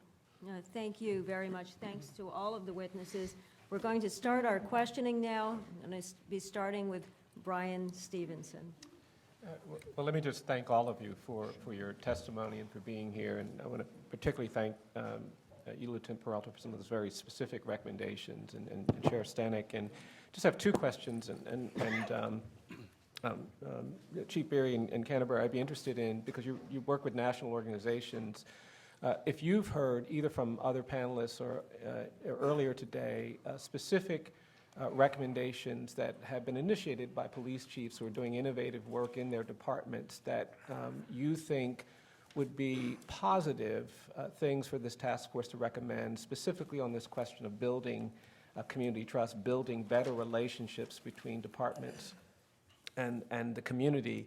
And then the second question is to any of you, if you could identify innovative leadership in communities that you've worked in or seen or heard about that you'd like to draw attention to and bring to our attention. I'd be really interested in hearing about places where you think people have done some really creative things, specifically on this question of building trust between police and communities. And I just want to say I share your concerns about the broader issues. I just don't, because we're not talking about them, I don't want you to feel like you're not being heard. These questions of gun access, these questions of sentencing, questions of drug policy are very big issues that law enforcement have to bear the brunt of, but you are heard on those issues. But I am interested in any specific recommendations that you've heard that you'd like to endorse, either from your co-panelists or that you've heard earlier today. Well, first and foremost, I think the most important thing that we've heard from day one is collaborative communication in our neighborhoods. We have got to work, and I think most of my associations have been doing community outreach for years. We run the POW leagues in many places. We do Christmas drives to help feed the people in our neighborhoods. We do clothes drives, shop with a cop programs. We've been doing that type of outreach for a long time. but a lot of police departments don't have the resources or the ability to do that. And the collaborative agreements with the churches and the community groups is essential. And I think rank and file police officers, when community-oriented policing became a buzzword early in my career in the 80s, it was fine for community-oriented policing as long as I didn't get out of my car, you know. And then it started to where I better get out of my car. We need to be able to get back out of our cars. But with current staffing levels being what they are, overtime compensation being cut back, it's very difficult for officers to do anything proactive in a neighborhood. We have become a reactive police force. It's sad, but since the major cuts in law enforcement, we estimate we're down close to 100,000 police officers since the late 90s. And that's caused a huge void of people getting out and doing what we're supposed to do. As far as innovation, I heard about some of the school resource information, which shocks me because my state is a small southern state, and we've had school resource officers in every middle school and high school in the entire state for the last 8 or 10 years. And many of those programs run summer programs for at-risk children in cooperation with the schools. Those have proved to be very effective in our communities. Mr. Stevenson, for specifics, I would again take you back to this policy manual. I didn't get into them because I knew time-wise we were pressed, and I'm trying to make up for some of the lost ground. And I think that the issues are so in-depth, they need that. Also, my written testimony that's been submitted contains a great deal of detail on those ideas. I have to say, some of the training, Lori Friedel was mentioned earlier. She's a professor at the University of South Florida in Tampa, and she's done a great deal of training in the state of Florida on bias, and she does a great job. The other thing is, it was mentioned earlier, there are a lot of locations that have great relationships with the clergy and work together. A perfect example I will tell you about is Orange County, Florida. Sheriff Jerry Deming in Orange County has done a great job in bringing that community together to work on issues. And again, they do after-school programs. They do a lot of things, programs for at-risk youth. So there are a lot of great examples out there. But at the end of the day, as Chuck just mentioned, the funding and dollars for training. The state of Florida right now currently authorizes $67 per officer per year for training. $67. Now that's up from $40 2 years ago. Okay, that's what we're up against, ladies and gentlemen. Those are real numbers, and that's what's going on all across the country. The improvement in the economy that has happened across the nation has not made it to the local levels yet. A lot of the tax revenues are not there. The property values haven't come back. So there are agencies that are still struggling. And again, I say to you, what kind of training can you do for $63 or $67 per employee? Pretty tough. Did either of our other two witnesses want to weigh in on this question? Oh, well, sure. You know, and like I was saying, that's part of where we come in to try to fill that niche. I mean, we have chapters from Alaska all the way to Florida. And we do provide annual training, you know, week-long annual conference that we do that does provide police training. I know Noble does that. I know HAPCOA does that. And we have our own budgets. And, you know, that's something that we can be reached out to because we know the police departments are strained. They really are. But the dues we collect throughout the country can be useful in that.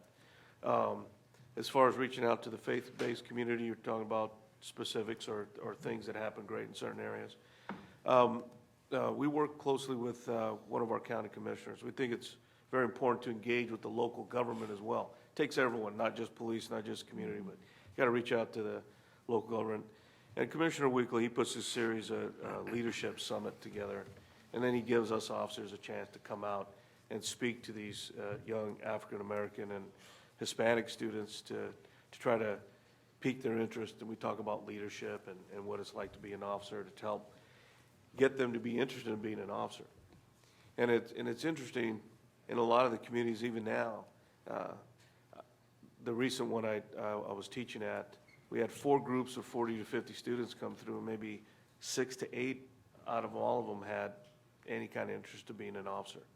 So we know we're falling short in reaching out to our juveniles. So we think we need to continue those efforts. And we've opened our doors as well. You know, we're for equality. You know, we're proud to say that NLPOA is 40% other. We've opened our doors to African American, white, so on and so forth. A lot of our boards are very mixed. Because you can't fight equality if you're going to be prejudiced yourself. So that's got to be mentioned. Okay, thank you. Rich, anything quickly you wanted to add? No, Madam Chair, I'm going to try the second question when you're ready. Okay. Perfect. Well, let me say this. I'm going to talk a little bit about these community advisory boards because I think this is important. You know, this whole thing about law enforcement in the community is about trust and partnership. And so how do you build that trust and partnership? I'll go back to the best example I know, which is back in my own state. When my deputies raise their right hand, they swear to uphold the Constitution of the United States, they swear to uphold the Constitution of the state of Minnesota and the laws of the great state of Minnesota. And so those are the three things that govern the actions and the duties and responsibilities of our deputies. And we go one step further in our agency, and that is that Community Advisory Board. It's made up of 38 members of the community itself. The faith community, the business community, educators, the diaspora community at large, and Joe and Jane average citizen. Now, I could just say, you know, you're just a sounding board. Thank you for your advice and guidance, but we don't do that. And we ask them what they think. We talk about our policies before they're put in place. We talk about our funding. If I'm looking to do something, I use their input. It isn't just a advisory capacity like in some organizations, but rather we truly use this community advisory board. That's building that partnership. These partnerships don't come overnight. Building communities of trust doesn't just begin and start and stop and start and start again. It's something you build over years and years and years. Many of these community advisory board members have served since I first got sworn in as sheriff in 2006. Some come back, some move on to a different business or move outside of our county. But at the end of the day, they want to come back. They like having a part and a vested interest and a stake in the community at large. And we empower them to be able to do so. I think that's really an important concept as you continue your work and your recommendations back to the president, that you highlight those things. Mm-hmm. Thank you. Yeah, thank you. Moving on, Connie Rice and then Tracy Mears following her.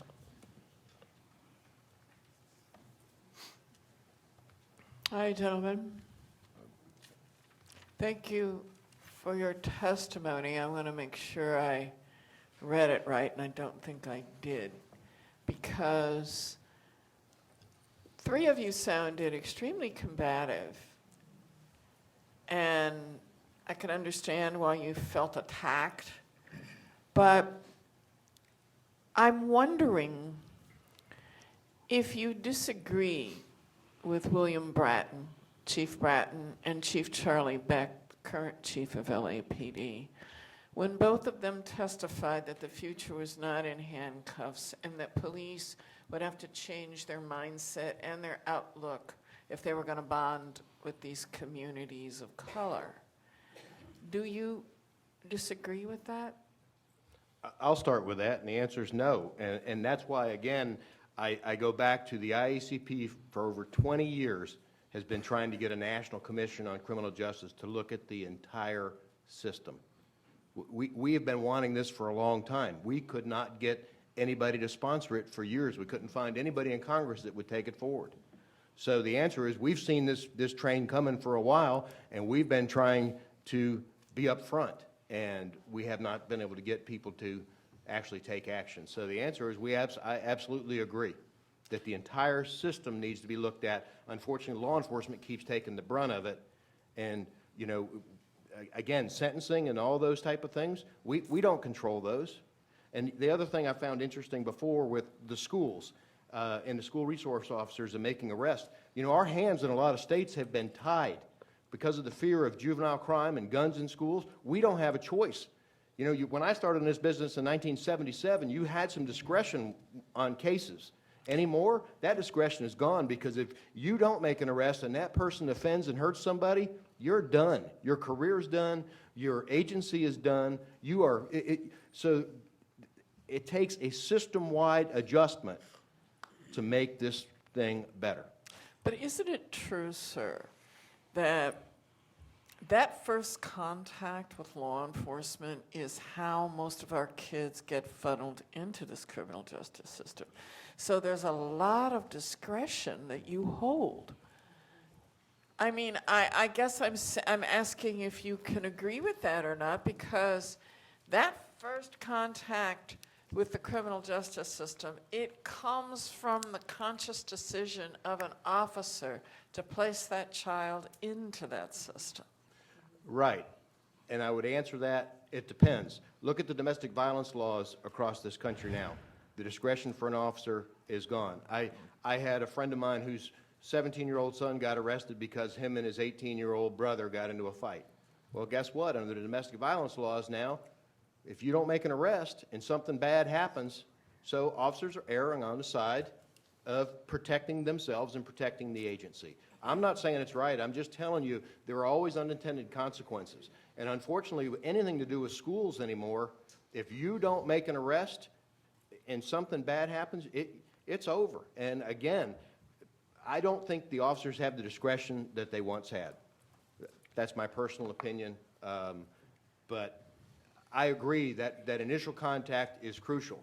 But it also depends on how that initial contact happens. If it's a voluntary encounter, or if you're called to a situation and you fall into one of those mandatory reporting areas, you don't have much discretion. Right. Beck and Bratton have both said that they had an obligation to change the mindset of the traditional police officer. How would you interpret that, and do you disagree or agree that the mindset of the officers is an area that needs to be focused on along with all these others that you've listed? Well, while I'm up, I'll hit on that one too, and then I'll turn the microphone over.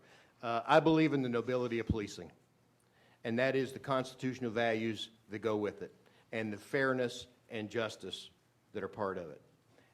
Do I think that we need to do a better job with that training? Yes, ma'am. I will not argue that with you one bit. We have to. There are great programs out there, and we do have to change the mindset. Along that same time, though, we got to have the public's help. Accepting violence, and that just becomes the norm, is just unacceptable to me, too. So there are shared responsibilities, and I think law enforcement will step up and do our part, and the public needs to do their part, too, and have shared responsibility. Thank you. I think there's another segment of the population that we don't lay the blame at the feet of, but I will tell you, police officers are used in this country by politicians to handle problems. Going into areas of high crime, areas of high vandalism, the police department are the public servants that are responsible for making those contacts. And I heard earlier about incentivizing for arrest. Nobody. Quotas for arrest should be illegal. Police officers ought to have discretion. In St. Louis County, the FOP took a position years ago that they needed to consolidate those police departments because you couldn't go from one borough to the next without getting 2 traffic tickets, because they govern on the money that's provided by the police departments. We should not ever be used for revenue source. And police officers don't want to be used as a revenue source. And they need to renew the amount of discretion. Video cameras, body cameras are now causing officers to effect an arrest because somebody will second guess every decision if he makes. Why didn't you put that person in jail? You had a clear violation. Why didn't you put him in jail? I thought that my discussion with that young man was fruitful. I believe he understood what he did was wrong, and I also believe by allowing that subject to go away that I've left him with a good impression. Well, that good impression is going to cost you 3 days off for not enforcing the law. So there has to be, and I agree with the chief, that officers must have their discretion returned, but that starts with the politicians who pass the laws. Right. We have zero tolerance policies in our high school. I live in an area where children go to and hunt and fish before school. And if in the back of their pickup truck they leave an empty shotgun shell case, that's a criminal offense. They're charged and expelled from school. It's ridiculous. Mm-hmm. And the discretion should come back. I see. But with that, the discretion has to be taught that there's no reprisal for a police officer that has that discretion. Got it. We have a limited number of minutes left for questioning in this segment, and 6 members or 5 members who still have questions to ask. So thank you for your answers there, and let me turn to Tracy Mears, and then Jose Lopez will follow. Thank you, and thank you for your testimony. I'm going to try to make this as pointed as I can, and it follows from Connie Rice's question. I want to frame it by starting with the point that Professor Tyler brought up this morning, which is that crime has gone down substantially over the last 30 years, yet public trust has basically remained the same with a substantial gap between the levels of trust that whites and non-whites hold in police. It seems like there is agreement among all 3 panels that we need to improve the levels of trust that police have with communities, and the question is how to get there. So I want to echo what Connie Rice said and what Brian Stevenson said in seeking from you all very specific recommendations about how to do that. You were all clear about that. You wanted it. Less clear about how, except for Chief Peralta. Thank you. So specifically for Chief Canterbury and Chief Beery, I would like to hear your brief comments, since we don't have a lot of time, about your views on training with respect to procedural justice, in addition to implicit bias you've just mentioned. But what about ideas of procedural justice? Because even if you don't believe you have a choice in arrest, and you all have just been a little bit inconsistent just now about whether you think there's discretion or not, you do have a choice about how to treat people, and I think the question is how we ensure that there's better treatment. I think the chief addressed that in his testimony. There are over 12 million arrests a year and millions of police contacts, and the vast majority of those go without any incident. Training is obviously a key. You heard the chief talk about the statistic. Training is the first thing that got cut after 2008 in every police department in the country. The training budgets were sliced. Our officers are in service for 40 hours a year in my state, and many of them are having a hard time getting them off the street to do that. So any kind of training that will benefit the officers. And you got to remember, the police officers out there don't make the rules in these police departments, and most of the time we're not included in the rulemaking. And I think that as part of the collaborative effort, we have to be involved too. Rank and file has to be involved. And the issue of discretion being returned to the street officer is essential. Let me answer one of the things that is in our report too. It's about getting everybody involved in law enforcement. You need to know what we do. There's no mystery to what we do. And unfortunately, people get their ideas from TV and the movies. That's really not what cops do. And any of those programs where we can get people involved, we do a lot of at-risk programs, but we need the regular people that work 8 to 5. If you could carve out a couple hours every now and then, come to a citizen academy and see what we do, see the training, understand it, and then be part of some of those advisory committees. Those things are an incredible tool. Unfortunately, again, one of the things that has happened, we're all victims of it. Many of us are putting in more hours for less money. And at the end of the day, do you really want to go to the police department and listen for 2 hours? Unfortunately, some people don't. We hope that they will, and we hope that you, as a team, will come back with some great ideas that we can steal. We don't think we know it all. I've always believed in hire people smarter than you. So the people who work for me are a lot smarter. So whatever you have, please use this report, and we'll take your ideas, and we'll run with them. I guarantee you that. Thank you. Jose Lopez? Yeah, and I think, my question, I think we've gone down this road a little bit, but kind of want to come back to it. And so when I think about our prison system and kind of look at the overwhelming numbers of people in prison and who have gone to prison over the last 3 and 4 decades, and the fact that the majority of those people in prison look like myself and look like Brittany, it makes me think about kind of the role of law enforcement. And there are folks, and I think we heard it on the last panel, this notion or this idea that law enforcement needs to serve as a function, or does serve as a function, to maintain racialized social control.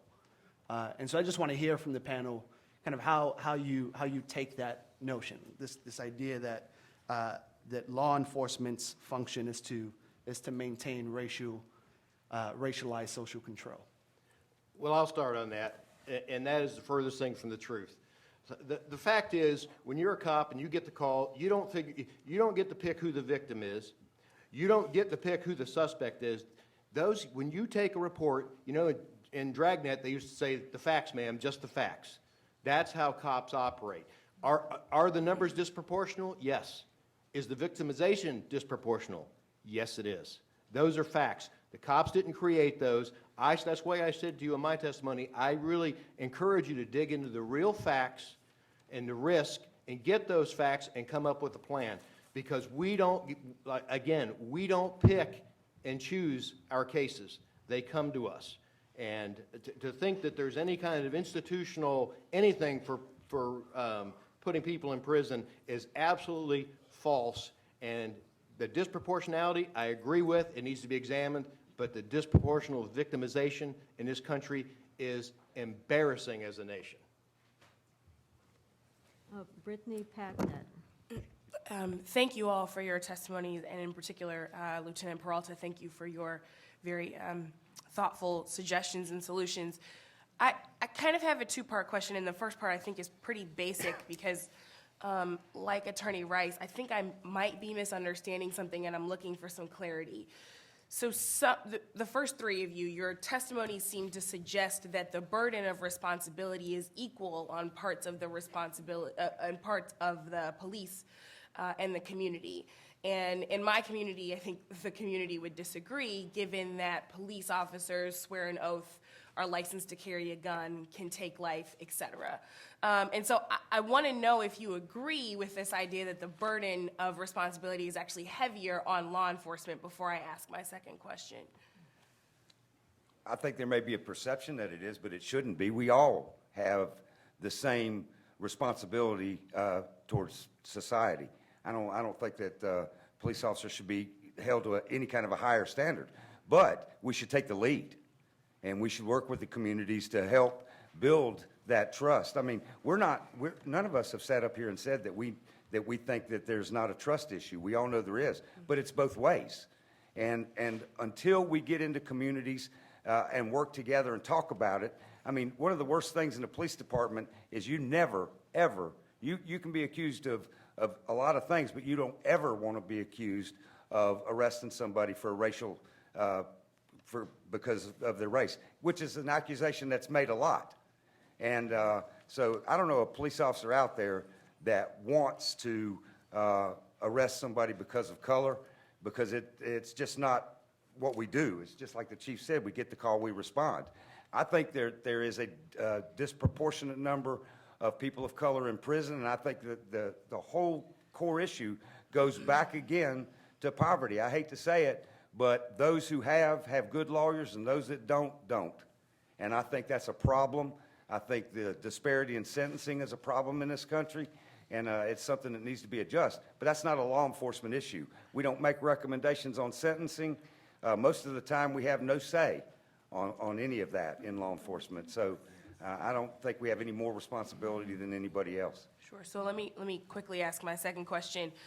I don't honestly think that you and I would agree on that point, because I'm the child of a pastor, and to whom much is given, much is required, right? And so this idea that because law enforcement actually is operating with more power and authority, there is a higher level of accountability. But you did say something that I think we have common ground on, in that law enforcement should take the lead. And so my question kind of mirrors Tracy's, in that I'm wondering what are some specific suggestions, specifically from many of you, honestly, around not just kind of programmatic and one-on-one solutions, but systemic solutions. I'll take a stab at that one. Haven't been a long-time trainer, both in the academies, both sergeant and now as a lieutenant.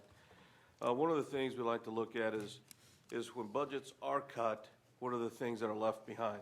That mandatory training is going to revolve around the high liability, less infrequent stuff, defensive tactics. So when your training is all about shooting, handcuffing, the physical part, and a less emphasis on the verbal part, it can create an imbalance. But we can't ignore that training. A lot of it's mandatory. We have a 40-hour training requirement as well. But without support, without funds, I can't get to the officers to anything else. I have to cover those high liability things first. But I think we could start in the academies, recognize the imbalance, some of the stuff on discretion, some of the stuff of fair and partial policing, interpersonal communications, you may not get till in-service later, like I was pointing out. That highest point, that ignition point is with that new officer out on the street, having that confrontation, and how he applies that discretion. He's going to grab what he knows. And if he hasn't been trained in that yet, he's going to go right to something he does know. Handcuffing, defensive tactics, or maybe shooting. So we believe that those communication skills, we need to swing that pendulum back. We need to balance that out. As much as there's training in the physical, there needs to be training in that verbal communication arena as well to help change mindset.